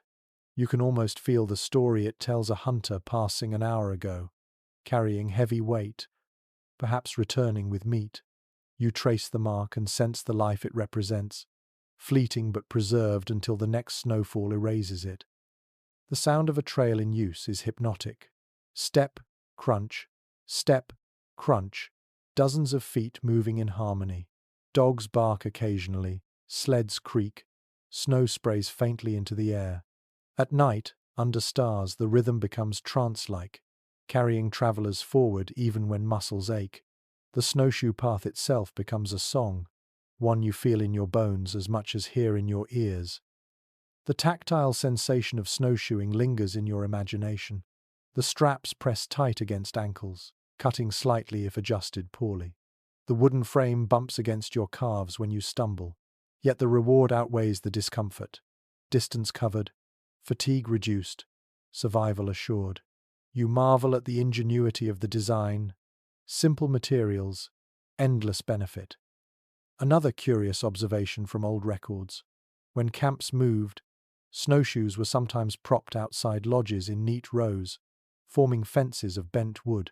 To outsiders, it looked decorative, but it served a practical role drying rawhide, keeping frames off damp snow, ready for the next journey. In the flicker of firelight, these rows of shoes looked almost ceremonial, like gateways lined with guardians. Scholars may argue origins, purposes, or symbolic roles, but you, walking in imagination, know their truth. Without snowshoes, survival faltered. Each track pressed into snow is a signature of resilience, an autograph written across winter itself. As you step back toward camp in thought, you look down at the trail you've left. It stretches long behind you, curving into darkness, wide prints glowing faintly in moonlight. The story remains etched in snow, at least until morning winds erase it. And when you return to the lodge, brushing frost from your shoulders, the firelight greets you again. Dogs stir, children snuggle deeper, hides rustle faintly. You step inside, and your gaze catches another kind of light, one flickering, greasy, casting shadows that dance unnaturally fast. Torches, made from bear fat and bark, sending smoky beams into the night. The story moves forward, carrying you from snowshoe trails into the glow of these crude but vital flames. The prints of snowshoes fade behind you as you step into a different glow. The fire in the hearth burns low, only faint embers gleaming. But above them, in hands and hung against walls, other flames flicker torches, crude yet clever, made from bear fat soaked into bark or reed. Their light is not steady like a hearth fire. It stutters, it smokes, it sends shadows darting like restless spirits across the hide walls. You squint in their glow, the lodge transformed into a cave of moving shapes. It is firmly established in accounts from the subarctic and northern plains that fat rendered from animals, especially bear, was precious fuel. Not only was it eaten or mixed into food, but it was pressed into service as light. Strips of bark or bundles of dried grass, dipped into the grease, caught flame and held it far longer than plain wood could. In the long nights of winter, these torches extended the hours of sight, letting people work, eat, or move when firelight alone was too weak. One curious custom mentioned in scattered records is how children were cautioned never to play too close to the dripping fat. The burning grease hissed and spat, sending droplets onto floors or bedding. Elders warned that each spark was a reminder of the bear's spirit, quick to punish careless hands. Imagine the thrill of watching such a torch flare, sparks leaping, smoke curling, while children huddled wide-eyed at the edges of its glow. Researchers remain divided on just how widespread the use of fat torches was. Some argue they were common in every northern camp, a basic necessity. Others suggest they were used more sparingly, in ritual or emergency, since fat itself was too valuable to waste. No agreement has been reached, but the presence of these flickering lights in oral stories suggests they were memorable enough to leave an impression. You hold one now in imagination. The bark handle is greasy, slick beneath your glove, the flame trembling at the end. Heat licks your hand, smoke curls thick into your face, carrying the heavy, unmistakable smell of animal fat. It is not pleasant, not like pine resin or clean wood smoke. It is acrid, cloying, oily, and yet somehow comforting because that smell means you are not stumbling in the dark. The sound is distinctive too. Unlike wood crackling merrily, a fat-soaked torch hisses, as if whispering angrily. Sometimes it sputters, sending streaks of light briefly brighter, then dimmer. The lodge becomes a theatre of shifting illumination, faces vanishing and reappearing as shadows dance across hides. Your own breath looks like smoke, as it mingles with the oily haze. Imagine stepping outside with such a torch. The world beyond the lodge is pitch black, the moon hidden behind clouds. You raise the flame, and snow glitters suddenly, like countless shards of glass. Trees loom from the darkness, their branches clawing against the night. The torch throws light in uneven bursts, exaggerating every shadow. Each tree becomes a looming figure, each snowbank a crouched beast. Your pulse quickens, but you keep walking, the greasy flame guiding your way. An odd anecdote from oral tradition tells how hunters sometimes rubbed soot from torches onto their faces before night hunts. The black streaks dulled reflections, but they also marked the hunters as bear-like, borrowing the animal's spirit for strength and stealth. Whether practical camouflage or ritual homage, the gesture added another layer of meaning to the flames. Scholars still discuss whether bear fat light was linked to ceremony. Some evidence suggests it was used during midwinter rituals, when the longest nights demanded both illumination and symbolic fire. Others argue this is speculation, pointing out that fat was used wherever needed, sacred or mundane. The ambiguity leaves room for imagination, perhaps both were true, depending on moment and mood. You lower the torch and study its flame. The edges of the bark blacken and curl. Drops of grease fall with faint pops, sizzling into snow when carried outside. Each drop leaves a dark crater, small but visible in the morning. A trail of marks across snow shows where torches once burned, a breadcrumb path made not of bread but of oil and smoke. Inside the lodge, torches added more than light. They created atmosphere.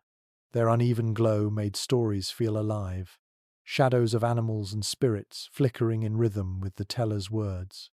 Children gasped as figures seemed to move across walls, while adults nodded knowingly, aware that imagination was as important to survival as skill. The tactile memory is strong. Your hand smells of grease, your sleeve stained where the torch dripped. Even after extinguishing it, the scent lingers stubbornly, refusing to wash away easily. But that too became a familiar part of winter, the reek of fat mingled with smoke, a perfume of necessity. Practicality shines through as well. Fat burned longer than wood, meaning less fuel needed gathering.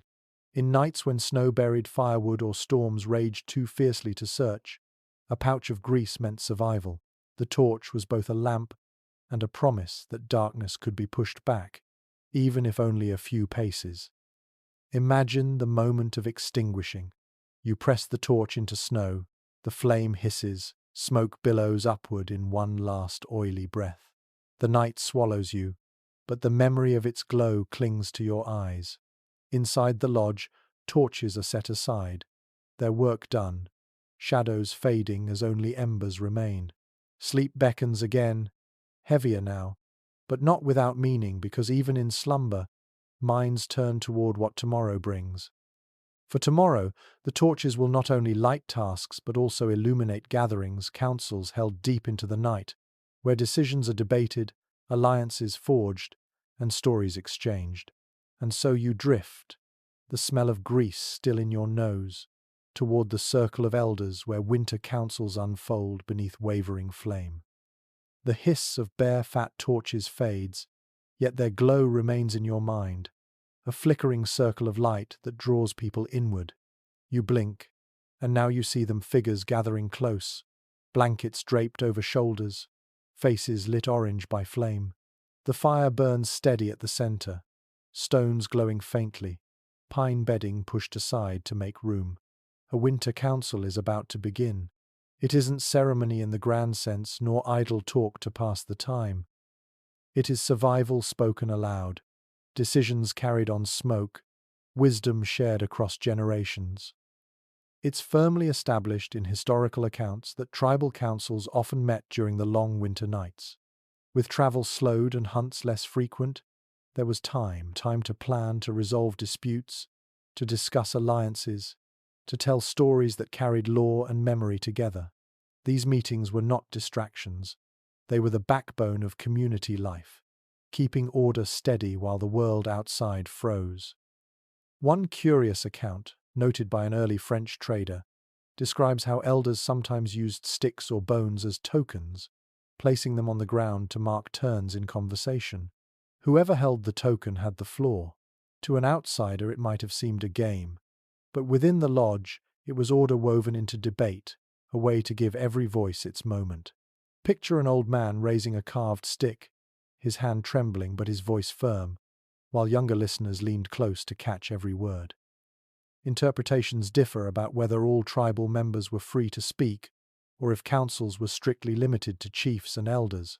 Some sources suggest open gatherings where any adult might contribute, while others describe more hierarchical structures.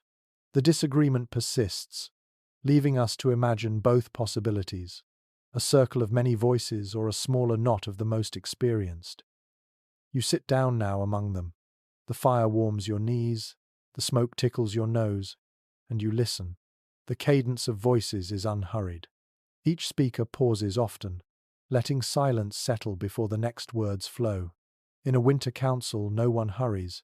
Every word must carry weight, just as every log on the fire must be chosen carefully. The sensory landscape is rich. Flames pop, wood shifts, and the hides overhead ripple faintly with drafts. The smell of smoke mixes with pine resin, animal musk, and the lingering tang of grease from torches. Shadows flicker across faces, sometimes hiding eyes, sometimes revealing them bright and intense. You hear coughs, murmurs, sighs, and then firm declarations that cut through the haze like arrows. Imagine the topics debated. Should a hunting party risk traveling farther south, even with wolves prowling? Should food from hidden caches be shared now, or saved for a harsher stretch ahead? Should alliances with neighboring clans be reaffirmed or challenged? Each decision matters, for a wrong choice could mean hunger or conflict in the months to come. One odd little detail comes from oral memory. Some councils were said to last until daylight, participants refusing to rest until a decision was reached. Children might doze on pine bedding nearby, dogs curl close, but elders held firm, voices rising and falling until consensus was found. Imagine the heavy weight of fatigue, yet also the satisfaction of emerging from the lodge at dawn with answers carried like fire in the chest. The tactile sensations of such nights are easy to picture. The warmth of hides drawn tighter around shoulders as hours drag on. The rough grain of wood beneath fingers as someone leans against a lodgepole. The sting of smoke in eyes that refuse to close. Each sensation reminds you that survival was not only physical but communal, everyone enduring discomfort together to reach understanding. Scholars continue to discuss whether these winter councils doubled as educational gatherings. Some argue they were primarily political and strategic, while others suggest elders deliberately told stories to teach younger listeners during lulls in debate. Perhaps both were true. Strategy one moment, myth the next, each woven seamlessly into the night. You can almost feel the rhythm of it. A heated exchange about dwindling food softens into a tale of ancestors who endured worse. Laughter follows, easing tension. Then another serious voice rises, proposing a plan for tomorrow's hunt. Silence again, broken by the crackle of wood. The night stretches, not wasted but deepened, every moment serving to bind the group closer. The atmosphere grows heavy with smoke and warmth. Your own eyelids droop as voices blur together, the cadence itself more important than the words. It is the music of survival, steady, deliberate, communal. No one leaves until the fire dies low, until the last stone loses its heat, until the last word finds its place in the circle. A peculiar note from one observer suggested that sometimes, after long debate, elders threw handfuls of snow onto the fire, letting the sudden hiss signal closure. Steam rose, filling the lodge briefly with a cloud that marked both an ending and a cleansing. Whether literal or symbolic, you can almost see the moment. The circle dissolving into laughter and relief as smoke mingled with steam, carrying the night's weight upward. And still, even after serious matters, there was room for play. Children, awake again at dawn, mimicked elders' voices, holding sticks and pretending to argue, their games a rehearsal for future councils. Dogs barked at the noise, joining in the theatre. Life, no matter how harsh, found ways to rehearse itself endlessly. You lean back, the council fading. The fire's glow dims, the torches sputter, and one by one voices fall silent. Only the soft murmur of sleepers remains, bodies curled together under hides. Yet outside, another sound rises, the laughter of children running into the snow, their games sharp with cold air, their joy transforming survival into something more than endurance. And so, as your mind drifts with them, you step out into the dawn light of winter, where frost turns play into training, and laughter teaches as much as hunger. The murmurs of the winter council dissolve into quiet, replaced by a brighter sound laughter. You blink, and find yourself outside the lodge, where children race across the snow. Their shouts echo through the still air, high-pitched and joyous, little puffs of steam bursting from their mouths like tiny smoke signals. The ground crunches beneath their moccasins as they tumble, roll, and chase one another in a game that looks simple, but in truth teaches lessons that will carry them through winters yet to come.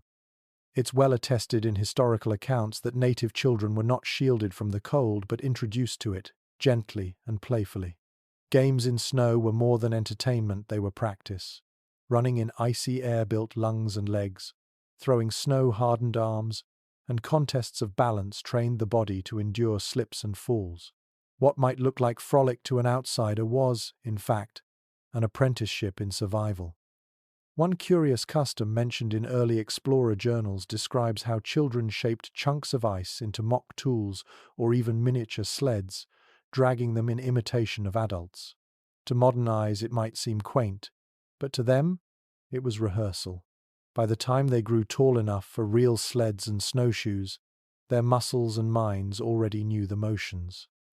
No scholarly consensus exists on whether these winter games were formal training or simply natural play. Some argue parents encouraged them deliberately, guiding activities toward useful skills. Others suggest the play emerged spontaneously, with children mimicking what they observed. Either way, the effect was the same: laughter and survival woven together in snow. Now you step closer into their world. The air is sharp, biting your nose and ears, but their cheeks are flushed with heat. They chase each other, hurling loose snow that bursts into sparkling powder mid-air. One child dives, landing on his stomach to slide down a small drift, squealing with glee. Another balances precariously on a log half buried in frost, arms wide, practicing agility without realizing it. The soundscape is lively. Shouts and giggles cut through the silence of the forest. Snow squeaks, crunches, and sometimes collapses in soft, muffled thuds. Dogs bark at the commotion, tails wagging as they dart in and out of the games, equally joyful. The rhythm of play is unpredictable. Bursts of noise followed by quiet focus as children build forts or roll snowballs, then sudden eruptions of laughter again. The smell of pine drifts on the wind, mingling with the musk of dogs and the faint aroma of smoke from the lodge.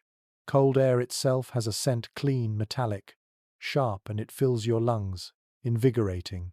Even as a bystander in imagination, you feel a kind of energy stealing into your chest, as if the children's laughter carries warmth with it. Touch is vivid here too.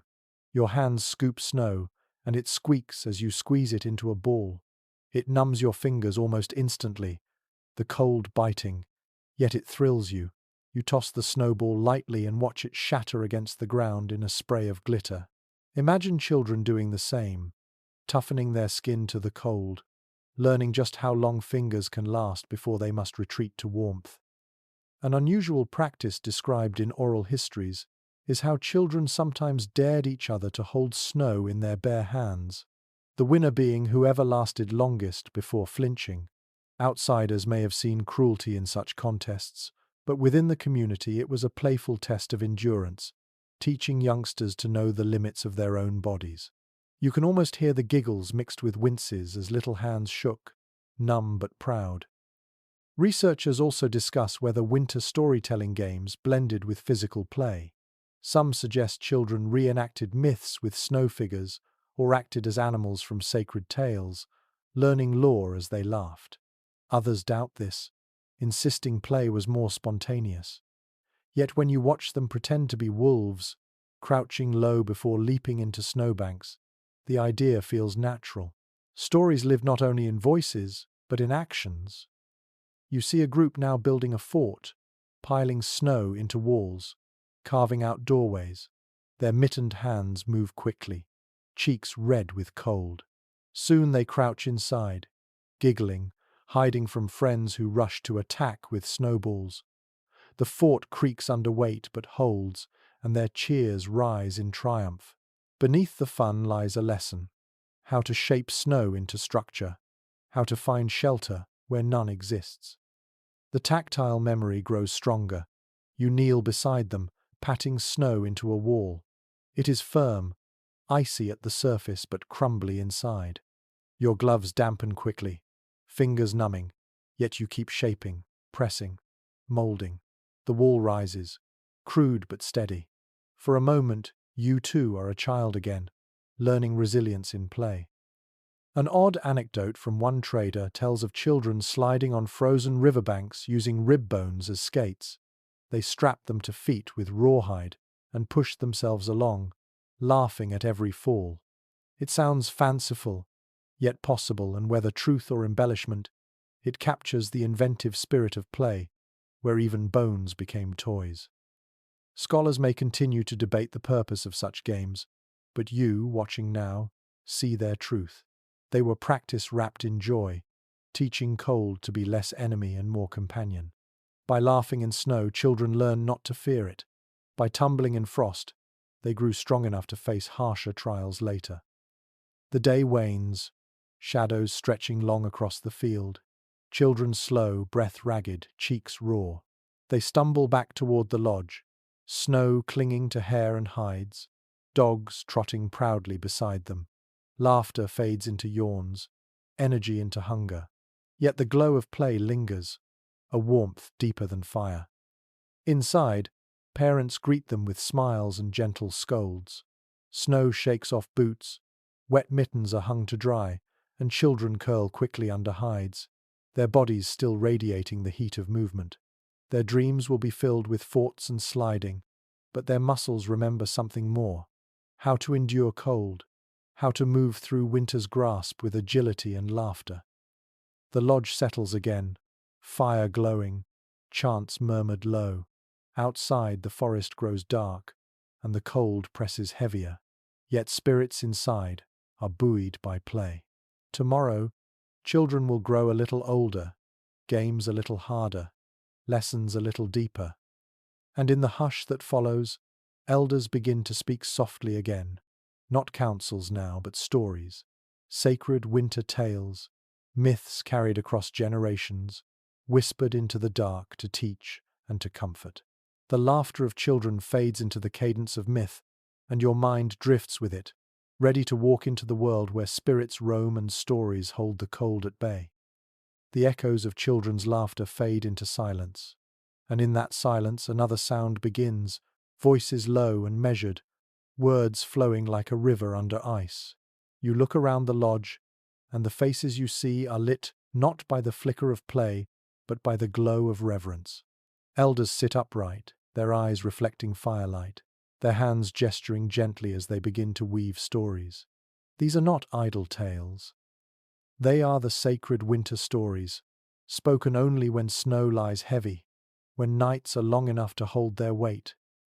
It's well documented in ethnographic records that certain myths were reserved exclusively for winter.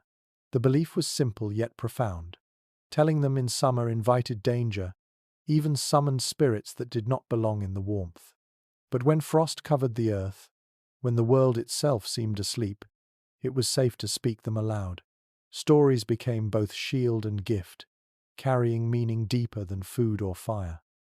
One curious note from explorers describes how listeners sometimes covered their heads with blankets while these stories were told, not from fear of cold, but from awe. The act created intimacy, muffling outside noise, turning the tale into a private world. You imagine lying beneath a heavy hide, hearing only the elder's voice, words vibrating through the fabric into your bones. Academic circles continue to debate whether these restrictions, winter-only storytelling, were universal across all tribes or specific to certain nations. Some argue it was widespread, rooted in shared beliefs about cycles of nature. Others insist it was more localized, with many communities telling myths year-round. Whatever the scholarly disagreements, the imagery of winter as a sacred stage endures. You lean in now, and the story unfolds. The elder's voice is gravelly yet strong. He speaks of spirits who roam the snow, testing human endurance. Some are kind, guiding lost hunters back to camp. Others are cruel, leading wanderers into blizzards where no path returns. The fire pops in rhythm, punctuating the tale like drums hidden inside the hearth. The soundscape deepens. The lodge is silent except for the storyteller's voice, the occasional crackle, the faint sigh of wind against hides. Even dogs seem subdued, heads on paws, ears twitching but bodies still. Children stare wide-eyed, their play energy spent, their minds captured by images too large for daylight. Smells mingle with words. Smoke thickens as wood shifts. Pine resin drips into flames, releasing sharp perfume. The elder's voice seems to ride on that smoke, curling upward toward the smoke flaps, drifting out into the starry night. You breathe it in, and the story feels not just heard but inhaled, absorbed into your chest with every breath. Touch is part of the experience too. You feel the weight of hides over your lap, warm and heavy. Your fingers trace grooves in the stone beside you, grounding you while the tale carries your mind far beyond the lodge.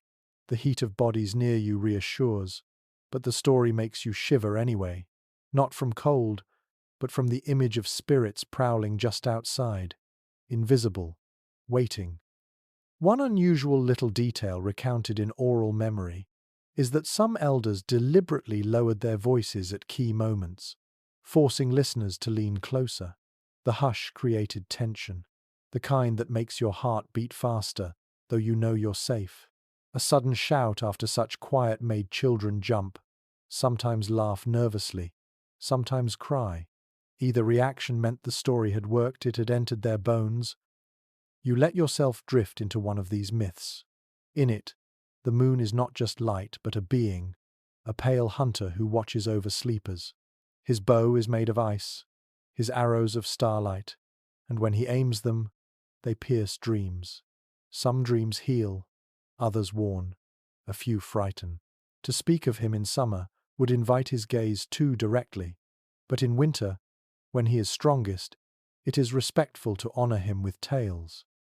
Scholars still debate whether such personifications were allegories or literal beliefs. Some claim they were symbolic, teaching lessons through imagery. Others argue that people truly felt the presence of these beings, no less real than wind or frost. You realize that for those listening by firelight, the distinction hardly mattered. Real or symbolic, the stories taught how to endure. The elder pauses now, sipping from a wooden bowl, steam rising faintly. Silence settles, heavy but expectant. Then he continues, telling of animals who once spoke, of wolves who taught humans to hunt, of bears who gave warmth in dreams. The stories blur boundary lines. Animal, human, spirit, all connected, all moving through winter as one. You feel the weight of those tales in your body. They do not entertain alone, they instruct. Do not wander at night. Respect the animals you hunt. Trust the wisdom of elders. Share warmth, share food, share story. Each lesson folds into myth, disguised as adventure, but meant as lore. One peculiar observation from travelers noted that sometimes, at the end of such tales, elders laughed softly, as if amused by the fear they had conjured. Children clung tighter to hides, eyes wide, while elders winked knowingly. Fear, after all, was not cruelty, it was training. Better to tremble at a story's spirit than at a blizzard's indifference. The fire burns lower, shadows grow longer. The elder's voice softens, words slowing, until the tale ends with a sigh. Silence follows, broken only by the shift of pine boughs as children curl deeper, hiding under blankets, hearts still racing. Dogs yawn, ears flicking once before settling again. Adults nod, satisfied that lessons have been planted like seeds in the night. You exhale slowly, realizing your own chest has tightened, your heart quickened. The story lives in you now, not just in memory but in sensation. You glance toward the flap, half expecting a spirit to stand outside, framed in snow. But there is nothing, only wind, only frost, and yet you feel watched, protected, tested. The lodge quiets fully, breaths lengthen, fire sinks, the night deepens, and just before you drift into sleep again, another memory stirs. The feel of objects tucked safely in bundles, charms believed to guard against the very spirits you've just heard described. Amulets pressed close to skin, medicine bundles whispered over, tokens clutched in small hands as insurance against frost and fear. You lean toward that thought, letting stories of spirits flow into the memory of charms, ready to learn how belief itself warmed bodies through nights colder than imagination. The last syllables of the winter tale still echo in your ears, and you feel the chill of imagined spirits lingering outside the lodge. Yet your gaze shifts downward, to where small bundles lie tucked carefully near sleeping bodies. Wrapped in hides or woven cloth, tied with sinew cords, these are medicine bundles, objects not of luxury but of necessity, guardians as vital as fire or hide. You reach toward one in imagination, fingers brushing the smooth edge of bone, the rough texture of feather. the cold weight of stone. Each item hums with meaning, silent but present, a shield against the invisible. It is reliably documented that medicine bundles were treasured across many native nations, each unique to the person or family that carried it. Inside might be stones shaped oddly by nature, bits of fur, claws, feathers, dried plants, or carved tokens. The contents were less important individually than collectively, for together they held power stories, prayers, and memory compressed into something tangible. To sleep near them was to believe the cold had less chance of creeping in. One curious note in early ethnographic writings mentions how even mundane items could acquire meaning once placed inside. A pebble from a river, a scrap of hide from a successful hunt, a feather found on a trail when bundled, they transformed into protection. Outsiders sometimes scoffed, calling it superstition, but to those who lived with winter's bite, such objects anchored hope. Imagine lying under hides, clutching a small bundle, the smooth stone inside pressing into your palm as if the river itself guarded your dreams. Interpretations differ among scholars about whether these bundles were personal or communal. Some sources emphasize individual medicine, carried by warriors, hunters, or shamans. Others describe family bundles, laid at the center of a lodge to guard everyone within. Both forms likely coexisted, their power scaling with need. One bundle for one body, or one bundle for many hearts. You lean closer in imagination. The bundle smells faintly of smoke, resin, and dried herbs. When touched, it leaves your fingers dusty, as if the plants inside still carry their essence. It feels warm, even when cold, perhaps only because of belief, but that belief is enough. Children press small amulets against their cheeks. Mothers tuck them beneath bedding. Elders keep them close to the chest. Everybody at rest is linked by unseen threads to these small guardians. The soundscape of a night with medicine bundles is different, though subtle. The chants of earlier hours have faded, but whispers continue.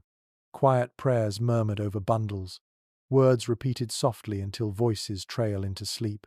The rustle of sinew cords being adjusted, the faint rattle of small bones inside, the hush of cloth shifting, all these join the rhythm of fire and breath. To your ear, it is music barely audible, yet it gives the lodge a sense of being sealed against more than wind. Touch the bundle again in your mind. The cord is tight, worn smooth from many hands. The hide feels oily, supple despite the cold, evidence of careful tending. Within, the objects shift slightly, knocking together with muted clicks. Those sounds are not random, they are reassurance, like a heartbeat in a pouch. You curl your hand around it, and the world outside seems less threatening. One unusual account tells of charms specifically made to ward off frostbite, tiny carvings of fingers and toes, carried as talismans. The belief was that by honoring the body's most vulnerable parts, the cold would hesitate to claim them. Whether symbolic or effective, the act itself shows the ingenuity of survival. Fight frost not only with hides and fires, but with imagination and faith. Ethnographers remain divided on the role of shamans in relation to these bundles. Some argue they were the sole keepers of powerful charms, distributing them sparingly.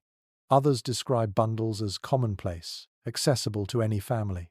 The distinction is murky, perhaps because outsiders expected hierarchy where daily life required practicality. The reality likely lay in between, sacred bundles kept by leaders, smaller ones crafted by all. Picture now an elder kneeling by the hearth, untying a larger bundle. Inside are feathers singed at tips, stones painted with ochre, herbs dried and brittle. He holds each up to the fire briefly, muttering words you cannot quite catch, before tucking them back inside. The entire lodge watches silently, breaths held, until the bundle is tied again and set at the lodge's heart. Only then do people relax, as if an unseen door has been bolted against the night. The sensory layering is powerful. Smoke curls around the bundle, carrying scent of sage or cedar, pungent and earthy. The flicker of flame dances on polished stone, gleaming faintly. Fingers brush across fur, soft against rough hands. Each sense confirms the presence of something more than objects, something binding, protective, reassuring. An odd little detail preserved in oral histories is that sometimes, when a child feared the cold, a small charm was given to them specifically for sleep. It might be nothing more than a feather tied with sinew, but the child believed it held power. Often, such charms were named little warmth, spirit paw, sun feather. By naming the object, families gave shape to hope, and hope made the night gentler. Scholars debate whether the bundle's power was psychological or spiritual.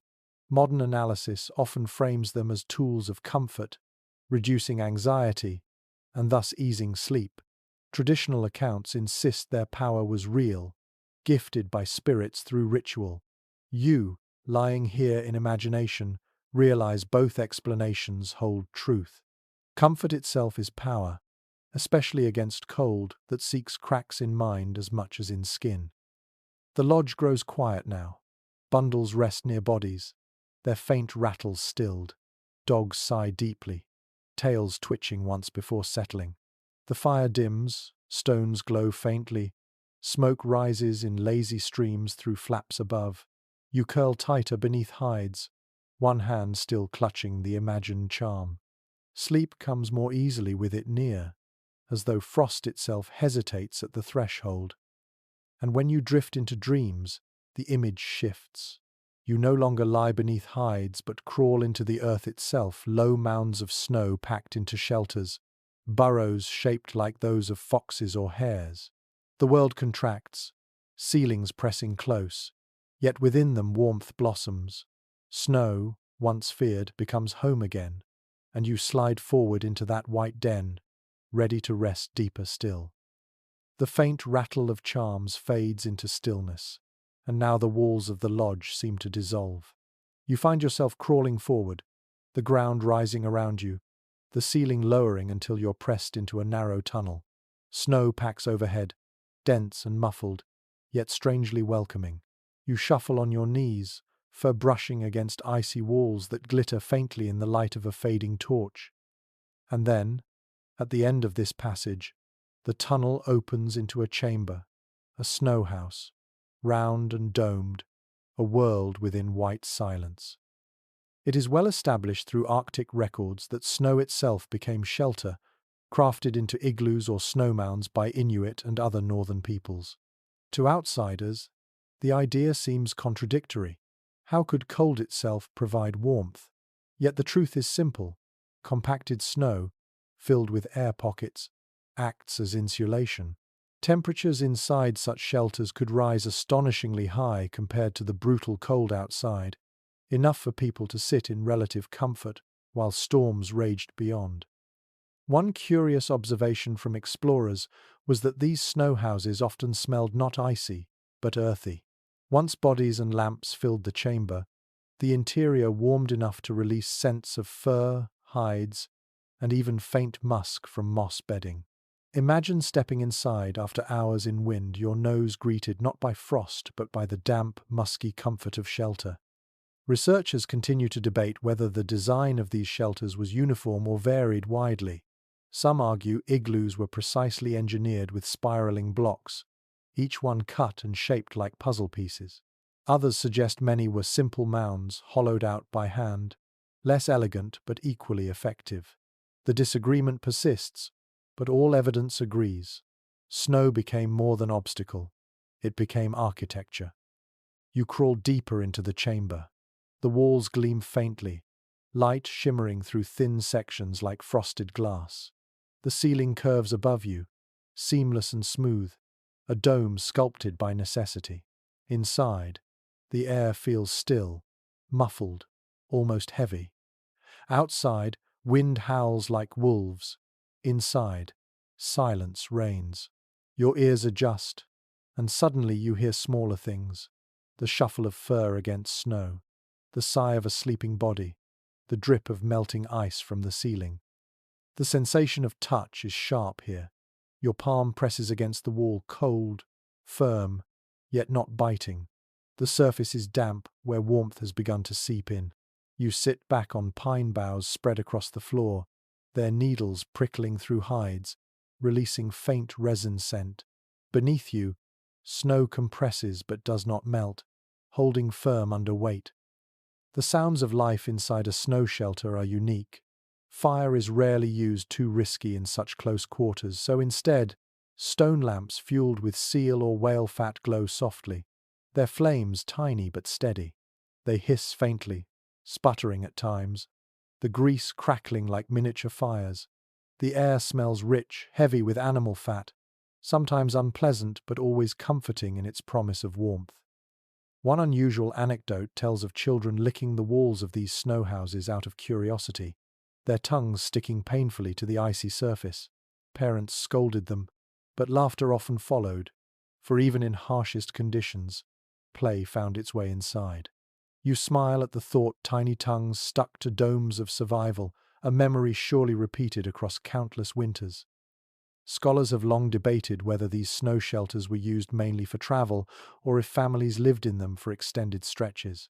Some evidence suggests they were temporary, built along hunting routes, while others claim they sometimes served as longer-term dwellings during migration. The truth likely varied, but both scenarios speak to adaptability, the ability to make home wherever snow could be shaped. You glance upward now. The ceiling glows faintly where moonlight filters through blocks. The effect is magical. The dome seems to breathe, its surface shifting with each gust of wind outside. Shadows ripple, making you feel as if the snow itself is alive, protective, enfolding you in its body. The tactile intimacy of such shelter cannot be overstated. Hides line the walls, fur piled thick on floors, bodies pressed together in close quarters. Each touch shoulder against shoulder, dog against foot, child against mother, multiplies warmth. The snow insulates not just physically but emotionally, trapping laughter, whispers, and sighs as securely as it traps heat. One peculiar custom recorded is that some families decorated the interiors with soot drawings, simple figures, animals, or symbols marked on icy walls with smoke-blackened fingers. These drawings melted away in time, but for a season they made the white chamber into something more personal, a gallery of survival etched on frozen walls. Imagine lying back, eyelids heavy, eyes drifting over charcoal lines of a caribou drawn above your head, the figure watching over your dreams. Researchers argue about how much symbolism was attached to snow shelters. Were they seen purely as practical, or did their dome shape echo larger cosmologies? Miniature worlds within worlds, reflections of sky or womb. Some scholars claim such connections are obvious, while others caution against reading too much. You, sitting inside the glowing dome, feel the argument fade. Symbol or not, the shelter already feels sacred, simply by existing. The night inside stretches differently. Without wind, without cold stabbing at your skin, time seems suspended. You curl into hides, the fat lamp flickering, and silence wraps around you like another blanket. Even your own breath sounds louder here, condensed, intimate. Sleep arrives easily, carried by the hum of stillness, broken only by the occasional drip of meltwater or sigh of a dog. And when you dream, the walls themselves seem to dream with you. Shadows ripple across icy surfaces, shapes morph into faces, animals, spirits. Perhaps it is imagination, perhaps it is the flicker of flame, but in such closeness the boundary blurs. You are not separate from the snow, you are inside it, part of it, sharing its endurance. An odd observation from Arctic travelers recounts how, in mornings, the first act was to cut small vents in the roof to let in fresh air. Without them, breath alone thickened the chamber, fogging and icing the walls. Imagine the hiss of a knife slicing through snow above, a shaft of cold sunlight pouring in, blinding at first but exhilarating. The world outside returns, harsh yet beautiful, waiting for you to step forth. You stretch in your snow chamber now, pine needles crackling beneath, hides rustling softly. The cold does not bite. Instead, it holds you gently, as though the snow itself has agreed to keep you alive a little longer. And yet, you know survival is not only about shelter or sleep, it is about movement, returning to paths, enduring storms that threaten to erase every track. Outside, snowshoes wait, trails beckon, winds sharpen. You rise slowly, brush frost from your shoulders, and crawl back through the tunnel into the open air. The world is white again, boundless, indifferent. But you are not unprepared. For now, the memory of this snow house clings to you, a dome of silence and safety, proof that even winter itself can be reshaped into friend. And as you step forward into the wind, your thoughts turn to the greatest challenge of all: storms that sweep suddenly, mercilessly, swallowing paths, shelters, and even hope. The story shifts with you, from calm domes to blizzards fierce enough to test every trick survival has taught. The memory of the snow house lingers, warm and muffled, but outside the air greets you with a very different voice. The wind rises, first a whisper, then a shriek. Snow that once lay soft and still now lifts into the air, spinning, stinging, blinding. A blizzard has come, sudden and merciless, sweeping across the plains like a great beast.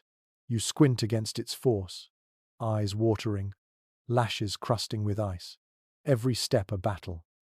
It is well attested in winter accounts that blizzards struck with little warning, overwhelming even the most prepared. Visibility dropped to nothing, sound warped into howls, and temperature plummeted. For people who lived outdoors, survival meant not just endurance but strategy, knowing where to shelter, how to move, when to stop. To underestimate the storm was to vanish into it. One curious recollection from oral stories describes how children were told that blizzards were the breath of giant owls. Their wings stirred snow, their cries echoed in the wind. Whether literal or symbolic, the tale kept children cautious, teaching them to respect storms as living forces. Imagine a child clutching a parent's hand, listening to wind shriek and whisper, "The owl is hunting. Stay close, stay still." Scholars continue to debate whether communities faced blizzards primarily by hunkering down or whether movement through storms was sometimes necessary. Some argue most people waited it out in lodges or snow shelters. Others insist hunters often pressed forward, guided by instinct and experience, trusting dogs and memory of trails. Both possibilities likely played out, depending on need. You feel it now in imagination. The wind slams against your chest, each gust like a shove from an invisible hand. Snow stings your cheeks, fine as sand, sharp as needles. It hisses through cracks in clothing, finding bare skin no matter how carefully wrapped. Your hands ache even in mittens, fingers clenching and unclenching to keep blood moving. The sound is deafening. Wind screams, snow whips, trees groan, branches snap. Your ears fill with a roar so constant it seems eternal, a drumbeat of chaos. You shout, but your own voice vanishes instantly, devoured by the gale. Even dogs bark unheard, their mouths moving in silence, eyes glowing faint through the storm. Smell is almost absent, stripped away by the storm's fury. Only faint traces linger, the tang of wood smoke from a distant lodge, carried oddly far before dissipating. The air tastes instead of metal and ice, sharp enough to make your tongue ache. You lick your lips and they crack instantly, blood freezing before it drips. Touch becomes your anchor. You reach for the rope tied around your waist, connected to others ahead. Each tug is reassurance, each pull a reminder you are not alone. The cord stiffens with frost, scraping your gloves, yet it holds, keeping the group together when sight is lost. Imagine the relief of feeling that line, invisible in snow but unbreakable in trust. One unusual practice recounted in explorers' notes describes how some families built windbreaks of snow in minutes, crouching behind them until the worst passed. They used snowshoes to shovel, dogs to press drifts, hides to cover the tops. Crude, temporary, but life-saving. You see it now, figures huddled in a shallow hollow, snow piled high around, the storm screaming overhead, but softened by the wall. Ethnographers debate whether people ever deliberately slept during blizzards, conserving energy, or if constant movement was required to stave off frost. Some argue stillness risked freezing, others say exhaustion demanded rest. The truth again lies in balance.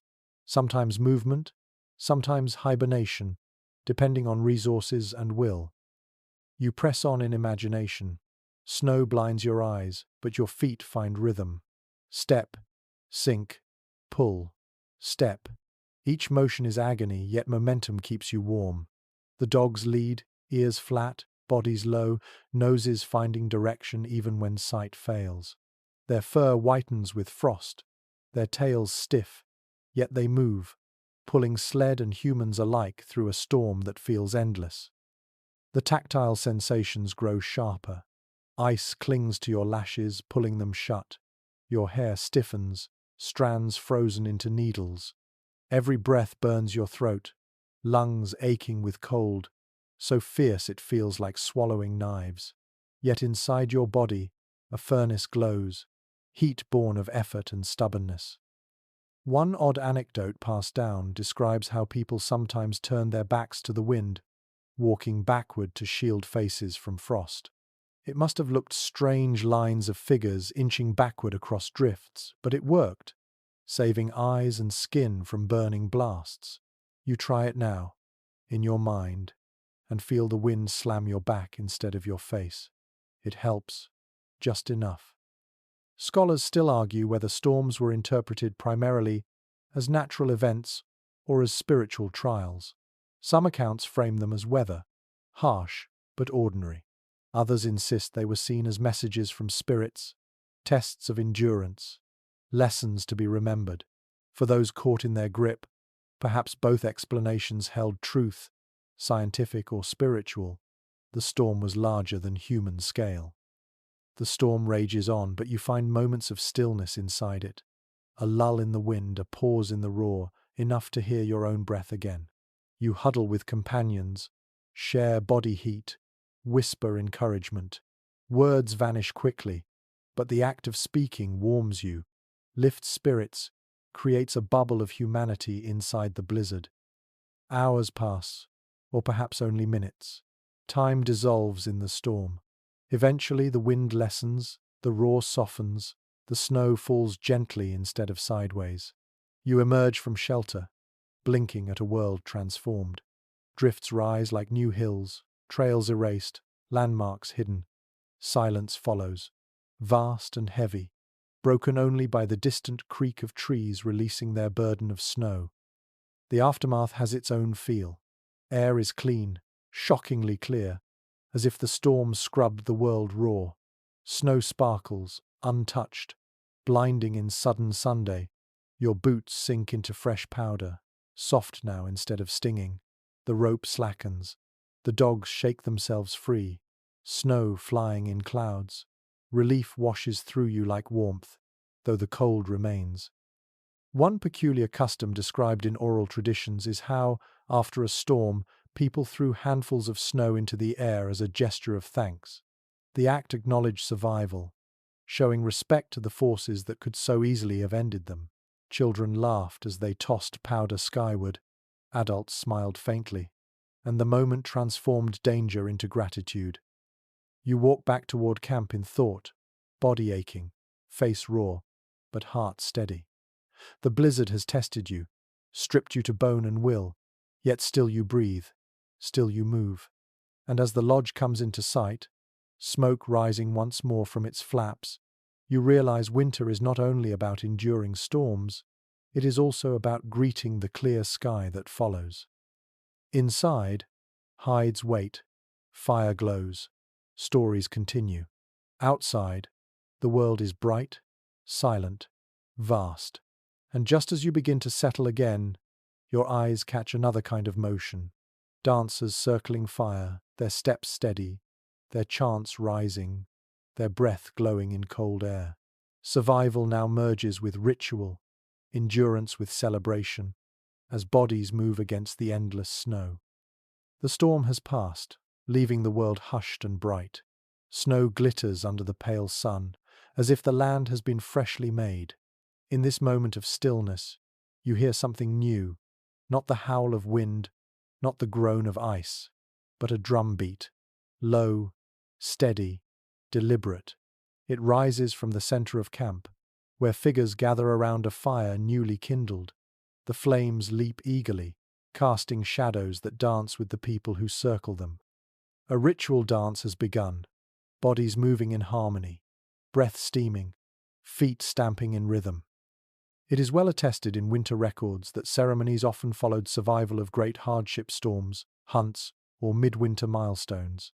Dance was not mere celebration, it was communion, a way to bind community tighter, to honor spirits, to remind everyone that survival was not luck alone. Movements carried meaning, steps for endurance, turns for the cycles of nature, raised arms for thanks. To join the circle was to place yourself within the story of survival itself. One curious observation from early missionaries, bewildered by what they saw, was that dancers sometimes wore snow still clinging to their clothes. Rather than brushing it away, they let frost glimmer under firelight, as though winter itself had been invited into the circle. Imagine the sight: hides shimmering with ice crystals, feet pounding frost into powder, sparks rising with breath.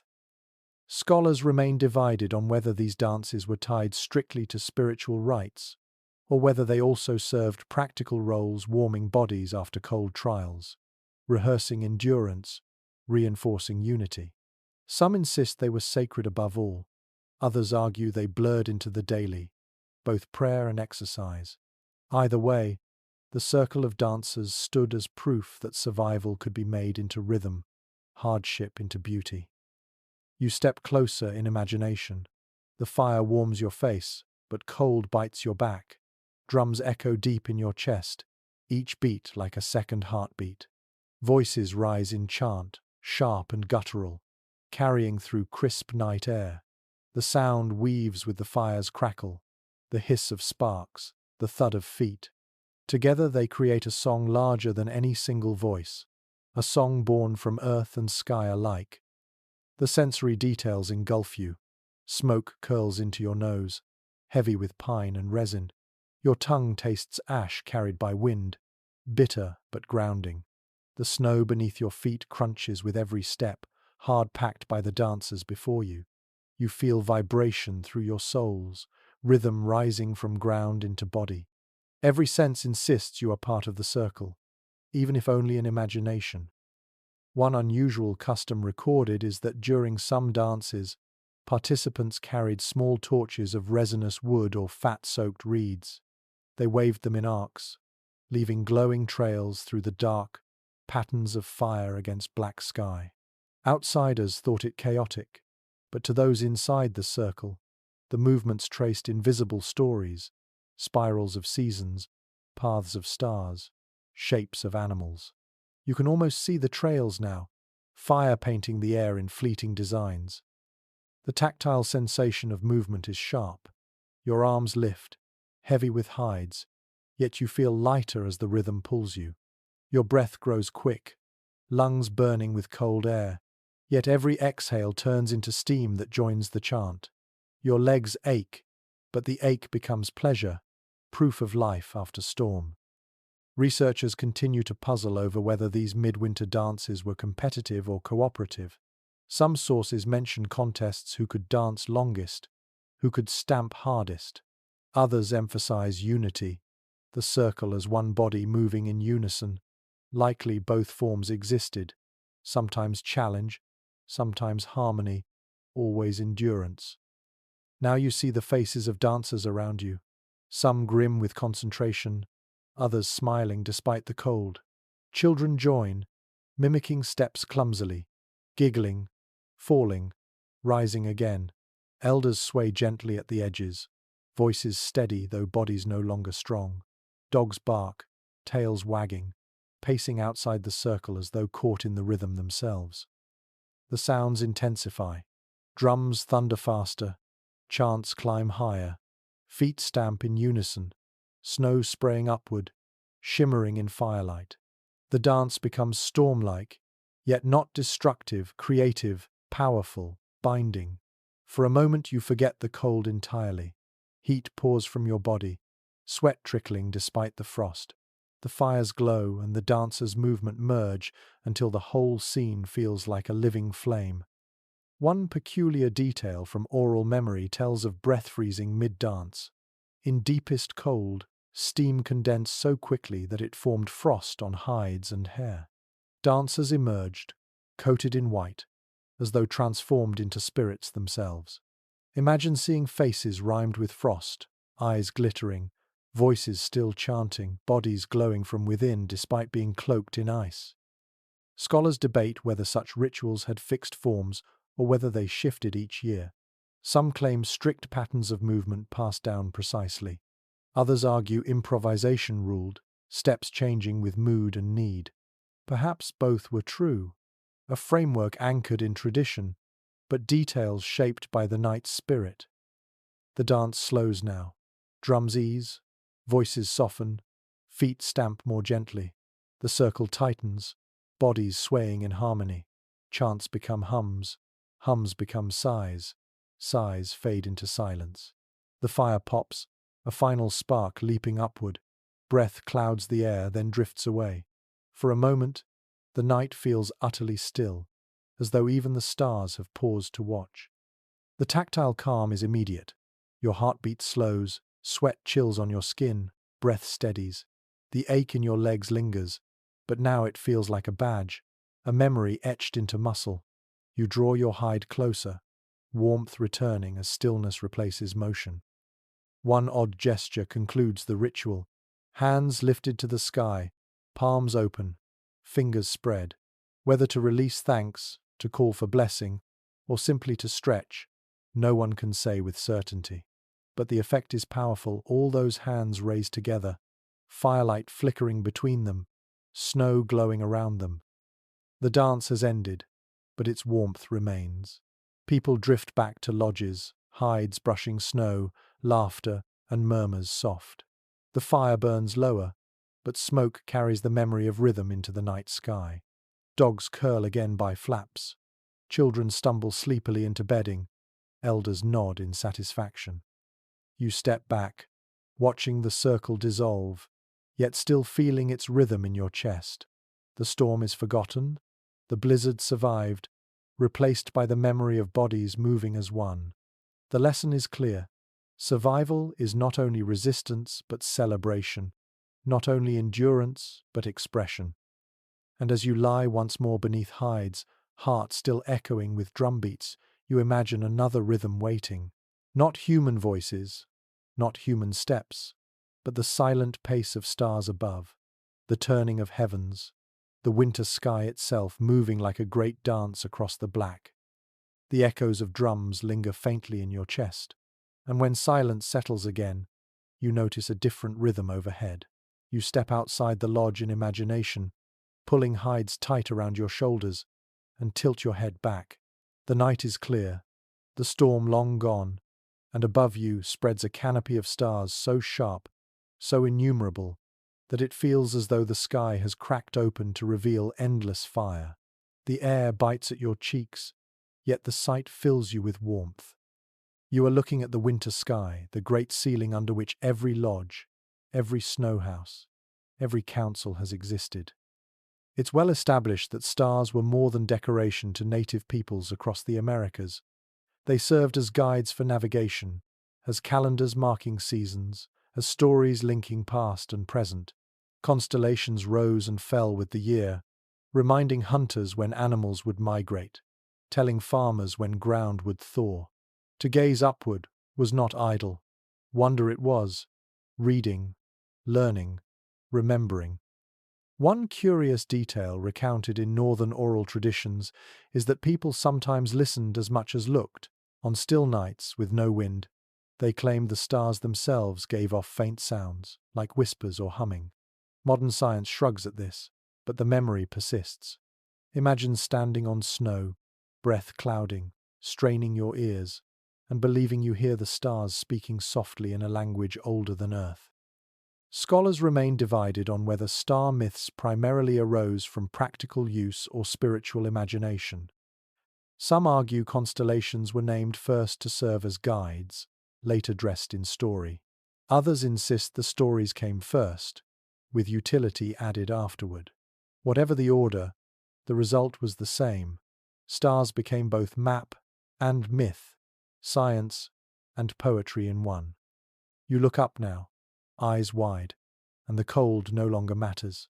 The stars blaze fiercely, brighter than you have ever seen, unmuted by city lights or haze. The Milky Way stretches across the sky like a frozen river, shimmering, endless. Each cluster forms shapes, animals, hunters, spirits.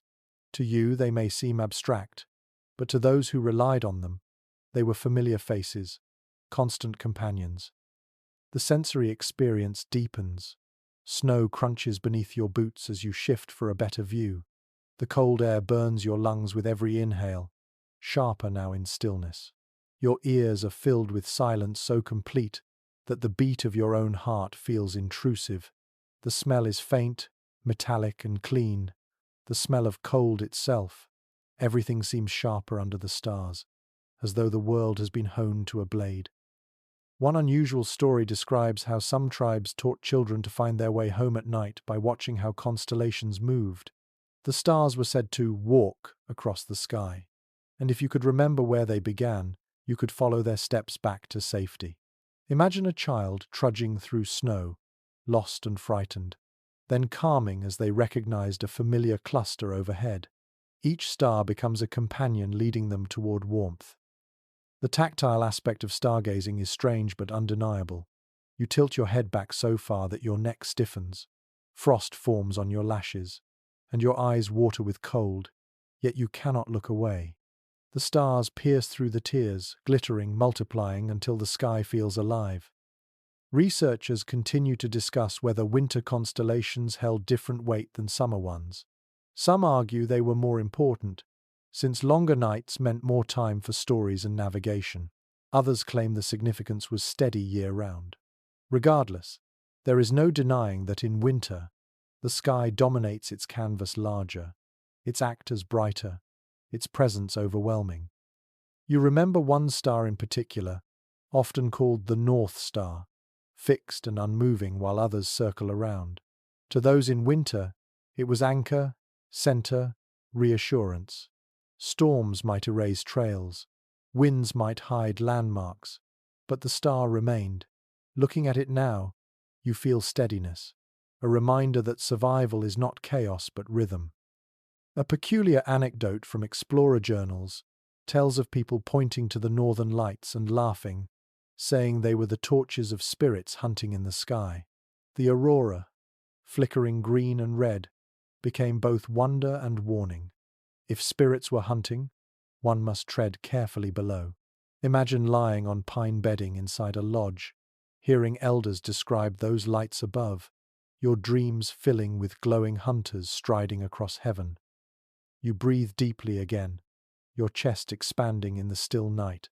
The stars are endless, but they do not overwhelm. Instead, they soothe, their distance a comfort. You realize that to those who slept beneath them, the sky was never empty.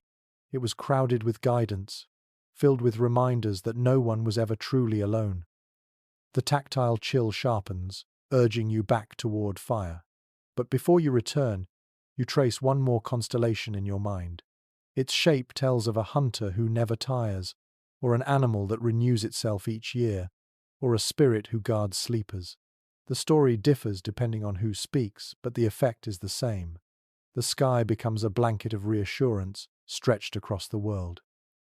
You step back into the lodge now, cheeks burning from cold, nose tingling, hands stiff. The fire greets you instantly, warmth seeping through your hides. Children stir as you settle, whispering questions about the sky, eyes still wide from tales. Elders nod knowingly, voices low as they describe constellations again, embedding stars into memory. Sleep comes easier after such gazing. The stars above remind you that winter is not endless. The sky shifts, cycles turn, warmth will return. And as you close your eyes, the shimmer remains behind your lids, as if the stars themselves follow you into dreams. But the dreams do not belong only to individuals. They ripple through families, through whole lodges, weaving into shared visions. For in winter, dreams themselves were survival maps, warnings, inspirations, passed from sleeper to sleeper as precious as fire. And so the story carries you from constellations above to visions within, into the quiet but powerful world of winter dreaming. The stars still glow behind your eyelids as you sink deeper into warmth. The fire crackles faintly. Dogs sigh at your feet. Hides press close around you. Soon, your body slackens and your breath deepens.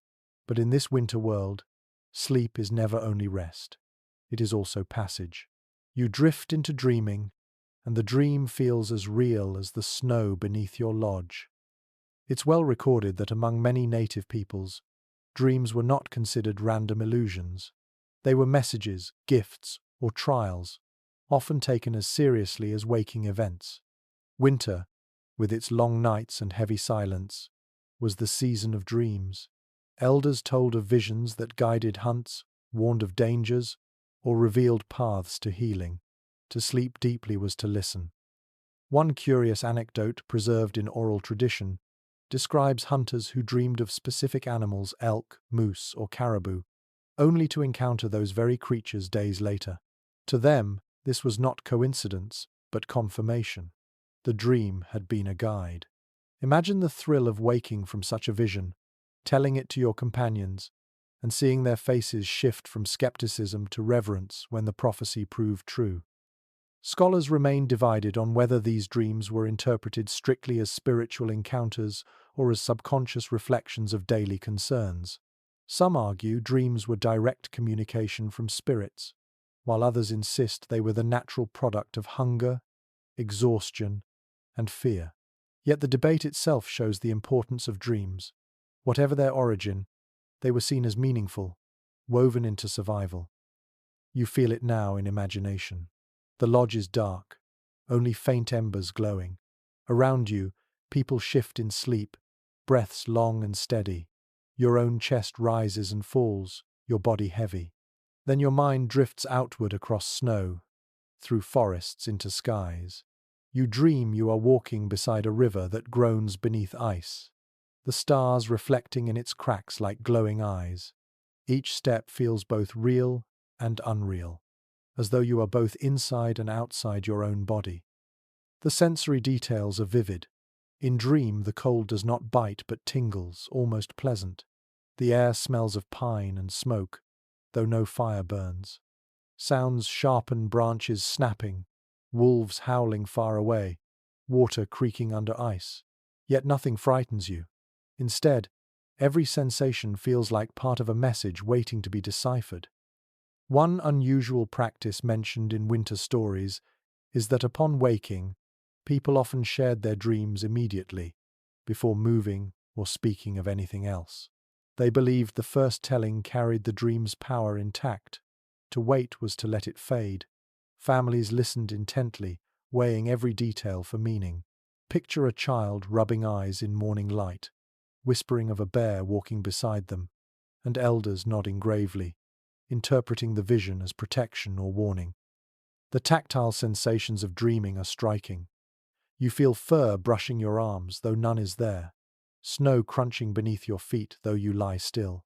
Dreams blur boundaries, and in winter, when waking life is already so harsh, that blur feels like release. A body can only endure so much cold and hunger, but a dream can carry it somewhere warmer, safer, freer. Researchers continue to discuss whether fasting heightened these visions. Some argue that hunger sharpened the mind, making dreams more vivid. Others suggest exhaustion simply made sleep deeper, producing intense imagery. Whatever the cause, winter dreams often carried a power that lingered long after eyes opened. Now you dream of animals moving across snow. A fox darts, leaving a trail that glows faintly. A bison snorts, its breath turning into stars that rise skyward.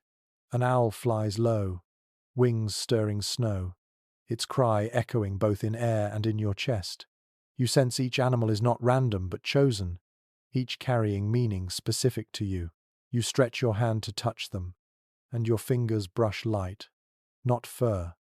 One peculiar belief recorded in some regions is that dream animals could lend qualities to the dreamer: strength from bear, speed from deer, cunning from fox. Waking after such visions, people felt imbued with those traits, as though the night had trained them as surely as any game in snow. Imagine rising from sleep with muscles taut, heart fast, convinced you carry the speed of deer in your veins. The soundscape of the lodge blends with your dream. A sleeper coughs, and in vision it becomes a thunderclap. A dog whines, and in dream it transforms into wolf song. Embers crackle, and in your vision fire spreads across the horizon. The line between dream and reality blurs until you cannot tell which is which.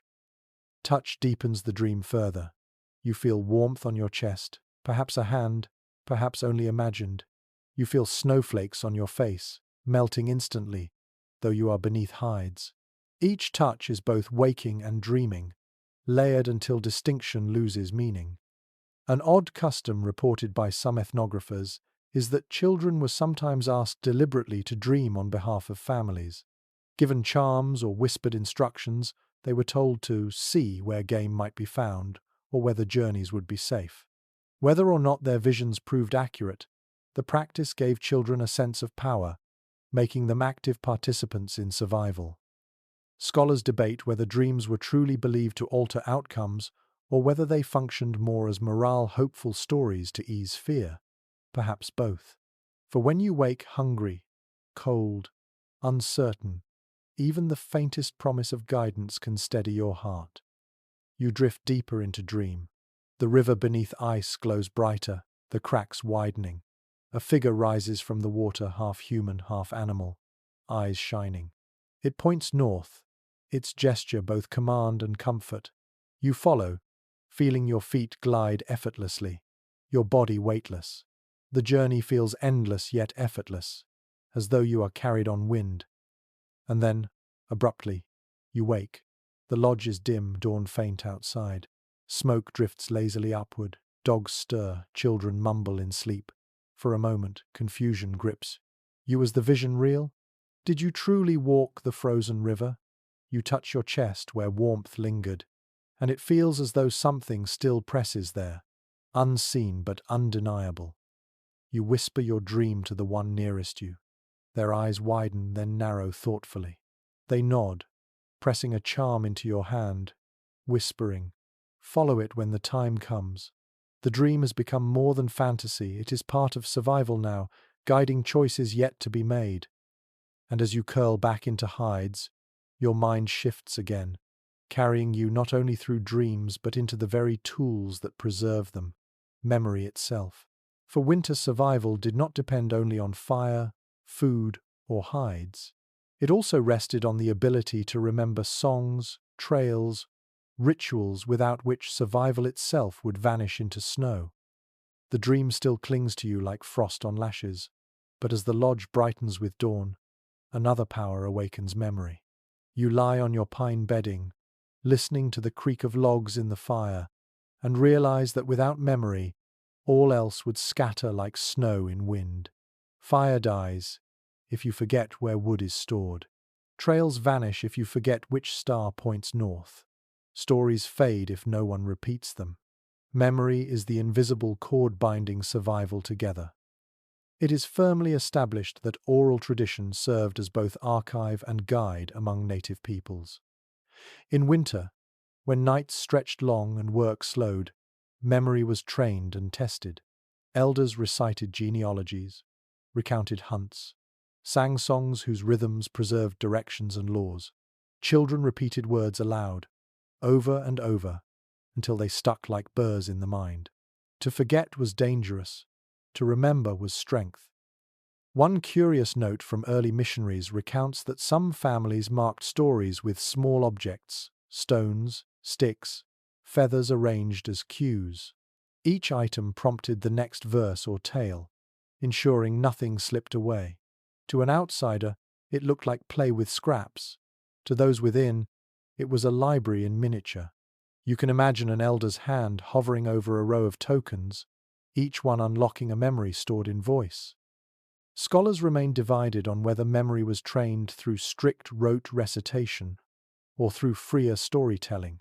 Some argue precision was paramount, every word guarded like treasure. Others suggest stories evolved slightly each telling, shifting like snowdrifts while keeping their shape. Perhaps both are true, the skeleton unchanging, the flesh adapting to the moment. Now you lean closer in imagination, listening as memory unfolds around the fire. An elder chants a lineage, names rolling like a drumbeat, parent, child, grandchild, back through generations. Each name anchors the present, tying the living to the dead. Children sit wide-eyed, repeating names softly, their voices tentative but eager. They are weaving themselves into memory's chain. The sensory details of memory are rich. The crackle of fire punctuates phrases, embers flaring with each pause. Smoke drifts upward, carrying words like offerings to the sky. The air smells of resin and fir, mingling with the scent of warm breath in the crowded lodge. Your ears strain to catch every syllable, knowing that each one matters, each one a key to survival. Touch is part of remembering too. You feel the smoothness of carved tokens passed hand to hand, the ridges of notched sticks that count winters, the rough grain of bark inscribed with marks. Your fingers trace them and memory sharpens, as though the body itself recalls what the mind alone might forget. One unusual anecdote from travelers tells of snow itself being used as a memory aid. Hunters drew maps in drifts with sticks, marking rivers, mountains, trails. The snow held their lessons long enough for others to see, before wind erased them.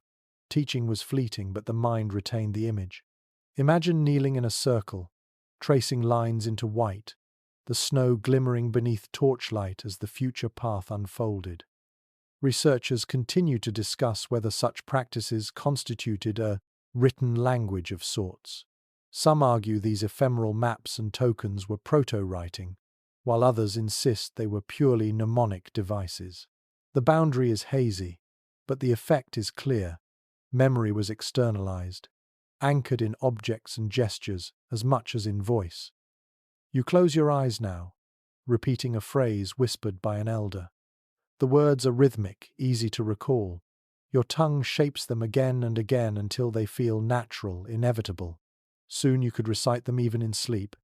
This is how memory worked, not passive but active, each body a vessel trained to hold and transmit knowledge.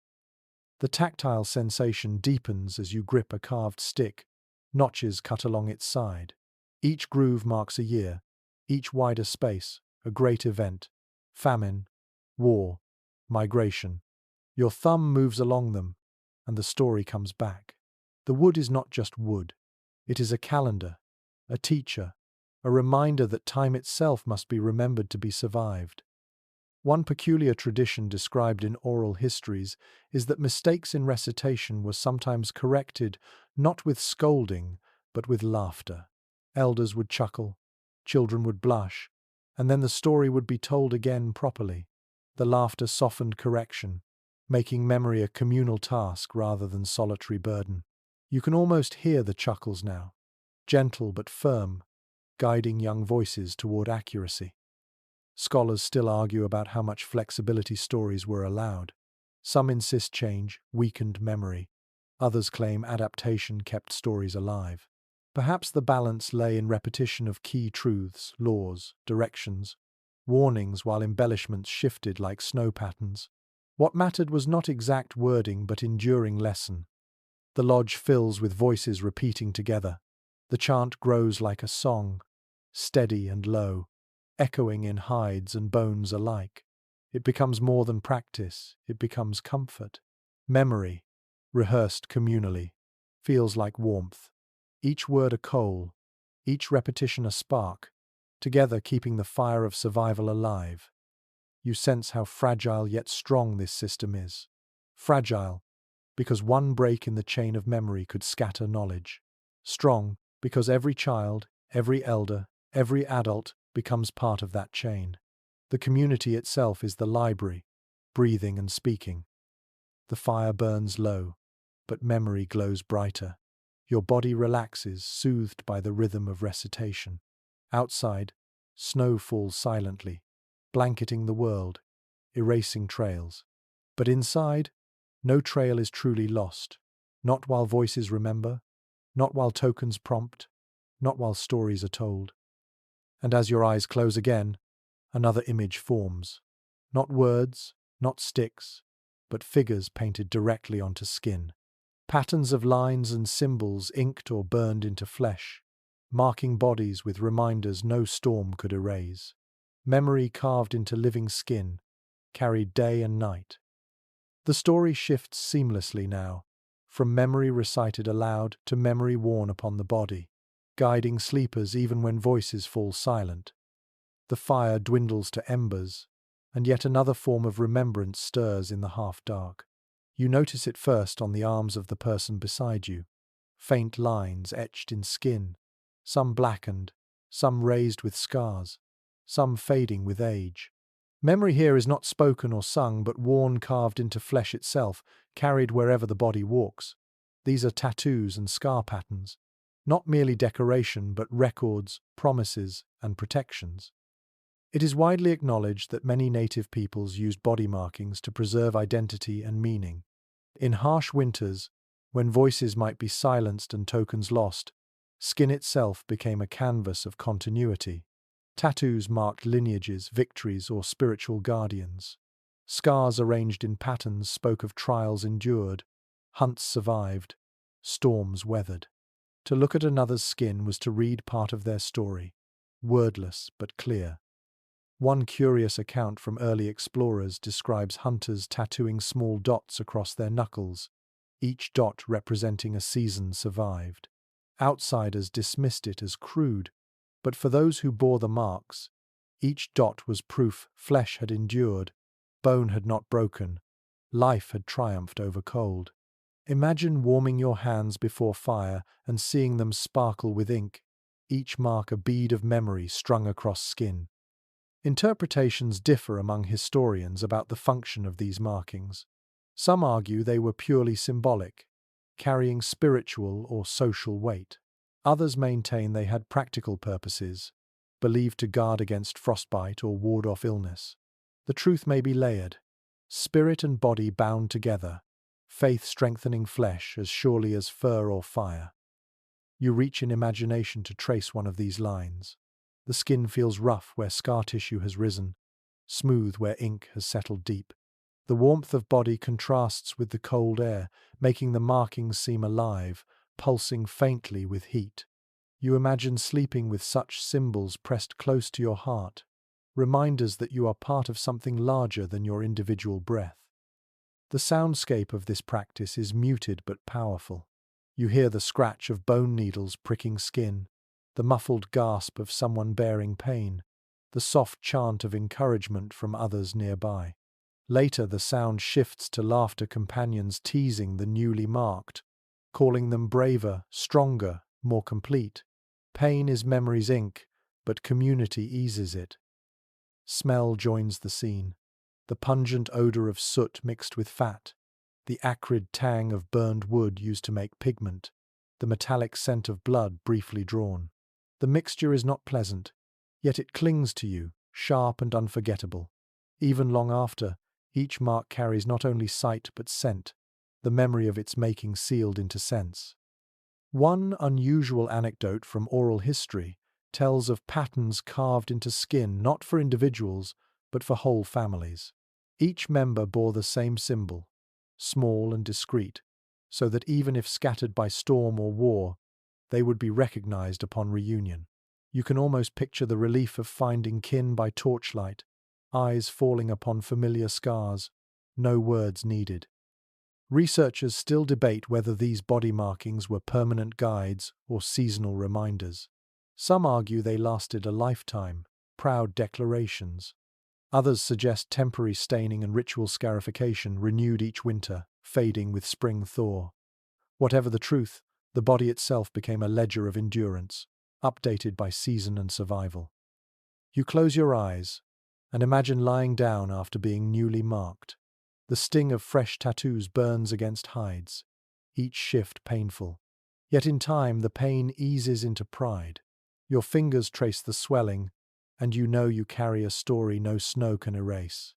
When you drift into sleep, the markings remain awake, keeping watch even in dreams. One peculiar custom described in northern reports is that certain tattoos were believed to glow faintly in firelight, as if spirits themselves illuminated them. Perhaps it was only oil glistening on skin, but to those present, it was proof of power.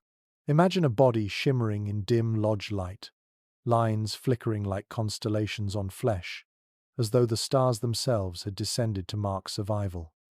Academic voices remain divided on whether tattoos were primarily personal identity or communal signal.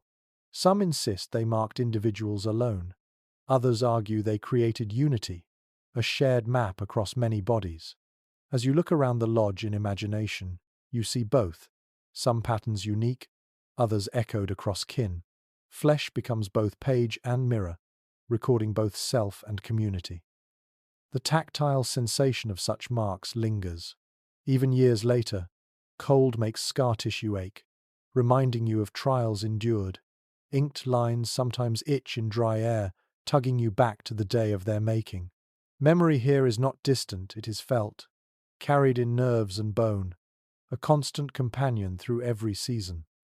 One odd little note from explorers claimed that hunters pressed snow directly onto fresh tattoos to numb pain. The cold bit savagely, yet it soothed the fire of the needle. For a moment, snow and skin forged truce, one burn countering another. You can almost feel it now, the sting of ice against raw flesh, pain layered upon pain until relief arrives. And when the lodge settles into silence again, bodies curl together beneath hides. Those with markings rest differently. They do not only sleep, they keep vigil through their own flesh. Patterns on skin whisper to spirits, reminding them, this one remembers, this one belongs, this one has endured.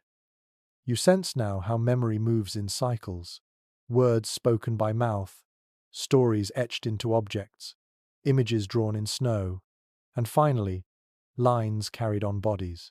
Each method is a layer, none alone sufficient, but together creating resilience that no blizzard can erase. As you drift once more into slumber in imagination, the lines on skin seem to blur into larger patterns. They echo the stars overhead, constellations mirrored in flesh. The body itself becomes a map of the sky, winter survival written both above and below. And so your thoughts glide forward again, from tattoos on skin to the very clothing that covers it. Not only memory but survival is carried in what people wore, garments sewn from fur and hide, layered with ingenuity, sometimes adorned with meaning. To step into winter was to step inside a second body, crafted from the animals that shared the land. The story flows now from marks beneath hides to the hides themselves, preparing you to explore how clothing became not just barrier against cold but canvas of culture, carrying memory and spirit outward into the snow. The memory of markings on skin lingers, but now your eyes shift to the coverings drawn over that skin, garments of hide and fur that shield bodies from the frozen air. You sit once more in the lodge, and as dawn filters faintly through the flap, people begin to stir. They reach for clothing not out of vanity but out of necessity, yet what they put on speaks volumes. Winter is too severe for mere fabric. It demands ingenuity stitched into every seam, spirit sewn into every fold. It is consistently recorded that winter garments across native nations were masterpieces of adaptation. Deer, elk, moose, and caribou provided hides for trousers and coats. Beaver, rabbit, and fox offered dense pelts for trimming hoods and boots. Buffalo hides, heavy and broad, became cloaks or robes, layered to trap heat. Clothing was not made lightly. Each piece was born from animal life, honored and transformed into a second body that carried humans safely through storms. One curious note in ethnographic records reveals that some groups stitched moss or dried grass into boots as insulation, creating what we might now call the earliest socks. Imagine sliding your feet into such boots, feeling the spring of dried fibers against your skin, the warmth it traps, the faint earthy smell rising each time you walk, a forest at your feet, carrying you through snow. Scholars remain divided on how much artistry versus practicality dominated winter clothing. Some argue designs were purely functional, every stitch aimed at survival. Others point to intricate beadwork, dyed quills, and patterns sewn even on the warmest garments, suggesting that beauty was as essential as warmth. Perhaps both are true. Protection from cold and expression of identity woven together, each inseparable from the other. You reach in imagination to pull on a robe. The fur is heavy, pressing on your shoulders like a friendly hand. The inner hide feels smooth, slightly oily, sliding against your skin. As you tie the robe closed with sinew cord, warmth begins to build instantly. Outside, frost thickens on branches, but inside your cocoon of hide, the air feels bearable, even soft. The soundscape of dressing is full of small details. The creak of leather as you bend, the hiss of fur brushing against fur, the snap of sinew thread pulled tight. Children laugh as they wrestle with oversized mittens, dogs shake and paw at the snow still clinging to them, elders hum softly while adjusting ties. Getting dressed is not simply routine, it is ritual, the daily rebuilding of armor against the cold. Smells join the act. Tanned hides carry pungent notes of smoke and fat, remnants of the process that made them supple. Fur smells of animal musk, faint but present, a reminder of the life given. Pine resin used in treatment clings faintly, sharper and cleaner, mingling with the heavy scents. Each inhalation tells you where your clothing came from. Forest, hunt, fire. One unusual custom described in explorer journals is the practice of decorating even hidden linings with symbols. Patterns sewn on the inside of garments were not visible to outsiders, but carried spiritual meaning for the wearer. Imagine pulling on a coat and knowing that unseen beneath the fur lies a line of stitched figures, animals, stars, guardians touching your skin, whispering silently, "You are not alone." The tactile sensations are profound. Gloves lined with fur envelop your fingers, each movement cushioned and warm. Boots hug your feet tightly, grass or moss padding the sole, turning snow from enemy to neutral ground. A hood trimmed with rabbit fur brushes your cheeks, soft and ticklish, yet protective. Every part of your body feels swaddled, not smothered, but embraced by layers crafted with skill and care. Researchers discuss whether clothing varied more by gender or by role. Some evidence shows hunters wore streamlined garments designed for movement, while women tending lodges used heavier robes suited for long stillness indoors. Others argue the differences were minimal, survival dictating uniform solutions. Whatever the variations, the ingenuity is undeniable. Every stitch a calculation, every layer a promise. You imagine stepping outside now, fully dressed. The cold slams against you, but instead of piercing, it rebounds. Your breath fogs, yet your chest stays warm. Your feet sink into snow, but the padding within boots shields them from chill. You pull your hood tighter, and suddenly the world shrinks to a warm tunnel framed in fur. The storm loses some of its teeth. One peculiar anecdote from oral accounts tells of children wrapped so tightly in furs that they resembled small bundles more than humans. Parents joked they looked like rolls of fat or little bears, waddling stiffly but warmly. The laughter eased the harshness of winter, reminding everyone that protection could be playful. Scholars still debate the symbolic role of adornments on clothing. Were beads and quills simply artistry, or did patterns encode clan identity, spiritual meaning, or even practical markers of ownership? Some argue for aesthetics, others for deep symbolism. Looking at garments shimmering in firelight, you sense both, beauty for beauty's sake, and beauty as language. The sounds of movement outside confirm survival.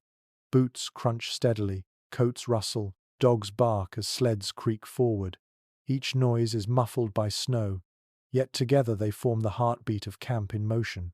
Clothing allows this rhythm. Without it, silence would reign, broken only by the stillness of frost over bodies. The tactile presence of clothing continues to comfort.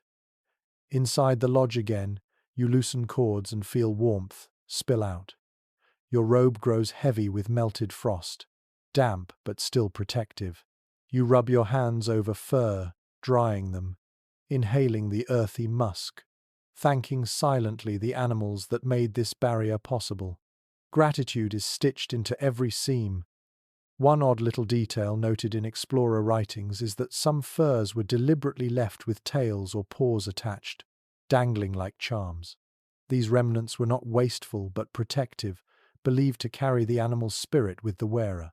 Picture a hood edged with foxtails swaying as you walk, each movement a reminder that you are never alone in the cold.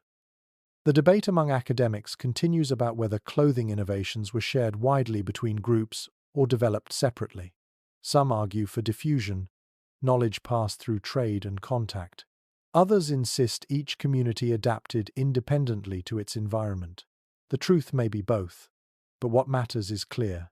Humans found ways to transform nature into armor, culture, and art, ensuring survival in places where otherwise nobody could endure.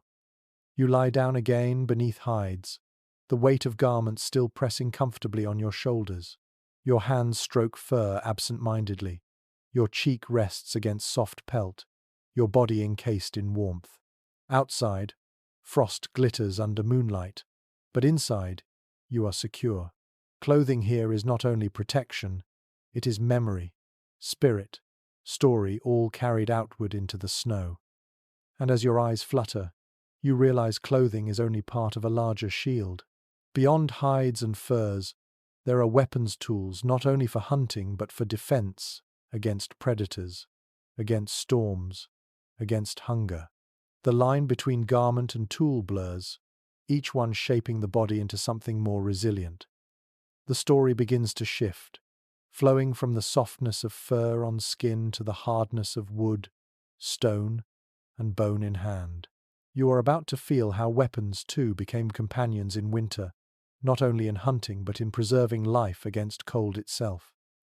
The weight of fur still lingers on your shoulders, but now your hands itch for something solid, tools that bite, weapons that protect, instruments as essential to winter as fire or food. You step outside the lodge once more, boots sinking into powder, and there they are.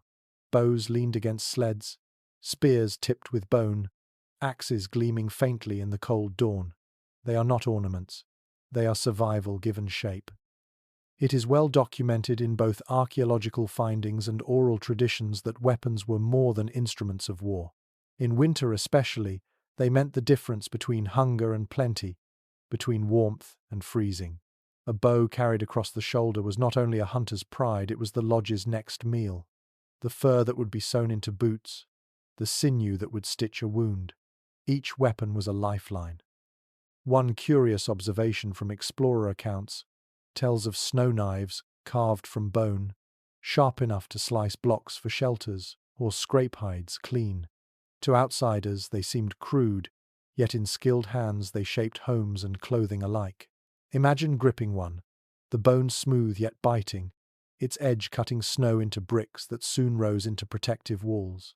A house built by blade, more enduring than any fortress of stone in such conditions. Debate persists among scholars about how weapons blurred into tools. Was an axe primarily for felling trees or for defense? Was a spear meant for fish under ice or for wolves circling camp? The truth is slippery, because survival demanded flexibility. One object could mean many lives, firewood, food, or safety depending on the need. You hold a bow now in imagination. Its sinew string creaks in the cold, taut as frost. Your gloves grip smooth wood, polished by years of use. The arrow's tip glimmers faintly, stone chipped to a fine edge. You draw, and the bow hums with tension, a vibration that travels into your chest. Even without loosing it, the sound reassures you. Power is ready, resting in your hands. The sensory world of weapons is vivid. You hear the thunk of axe against wood, rhythm steady as a drum. You smell the resin released by pine, sticky and sweet, mingling with smoke on the air. You feel the shock travel up your arms with every swing, numbing yet satisfying. Each blow is a heartbeat of survival, wood splitting into fire that will chase frost away. One unusual detail preserved in stories tells of arrows fletched with feathers dyed bright colors, not for decoration alone but to see them better against white snow. A shaft flashing red or yellow was easier to retrieve after a miss. Beauty and practicality joined in flight. Imagine a line of hunters bending bows, arrows shimmering with hues like fragments of summer caught in winter sky. Scholars continue to discuss whether winter hunting relied more on stealth or endurance. Some argue hunters crept silently, boughs raised, shadows merging with trees. Others insist success came from driving game into deep snow, exhausting it until spears struck true. Both methods likely intertwined, each chosen by circumstance. What is certain? Weapons were extensions of body and mind, sharpened by necessity. The tactile closeness of such tools cannot be ignored. A knife rests in your mitten, hilt wrapped in hide, warm from your palm. A spear's shaft leans against your shoulder, weight reassuring. Each touch is both comfort and reminder. You are never defenseless, never entirely at mercy of the cold.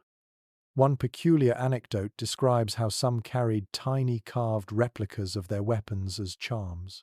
Miniature bows tucked into pouches, small knives hung from cords. They believed the spirit of the full weapon lived inside its likeness, granting luck even when the real thing was not in hand.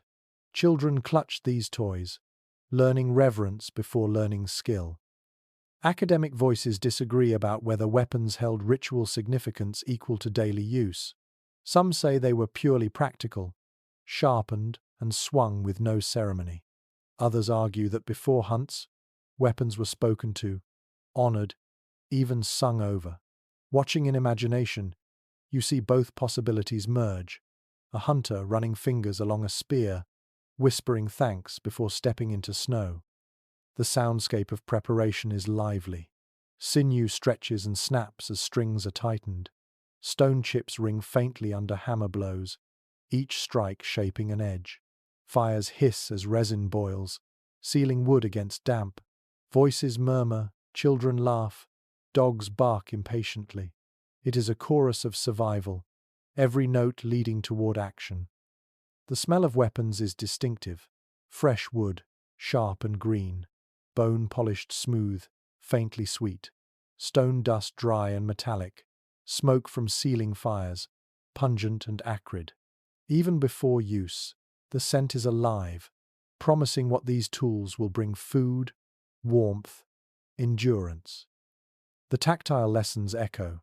You run your hand along a spear, smooth until you reach the carved grip where fingers naturally fit. You test an arrow's fletching, feathers soft yet rigid enough to guide its path. You swing an axe, the handle roughened with years of palms, grooves forming where ancestors once gripped. These are not objects. They are companions, carrying history in their fibers. One odd little tradition mentioned in traveler notes is the habit of sharpening blades by moonlight.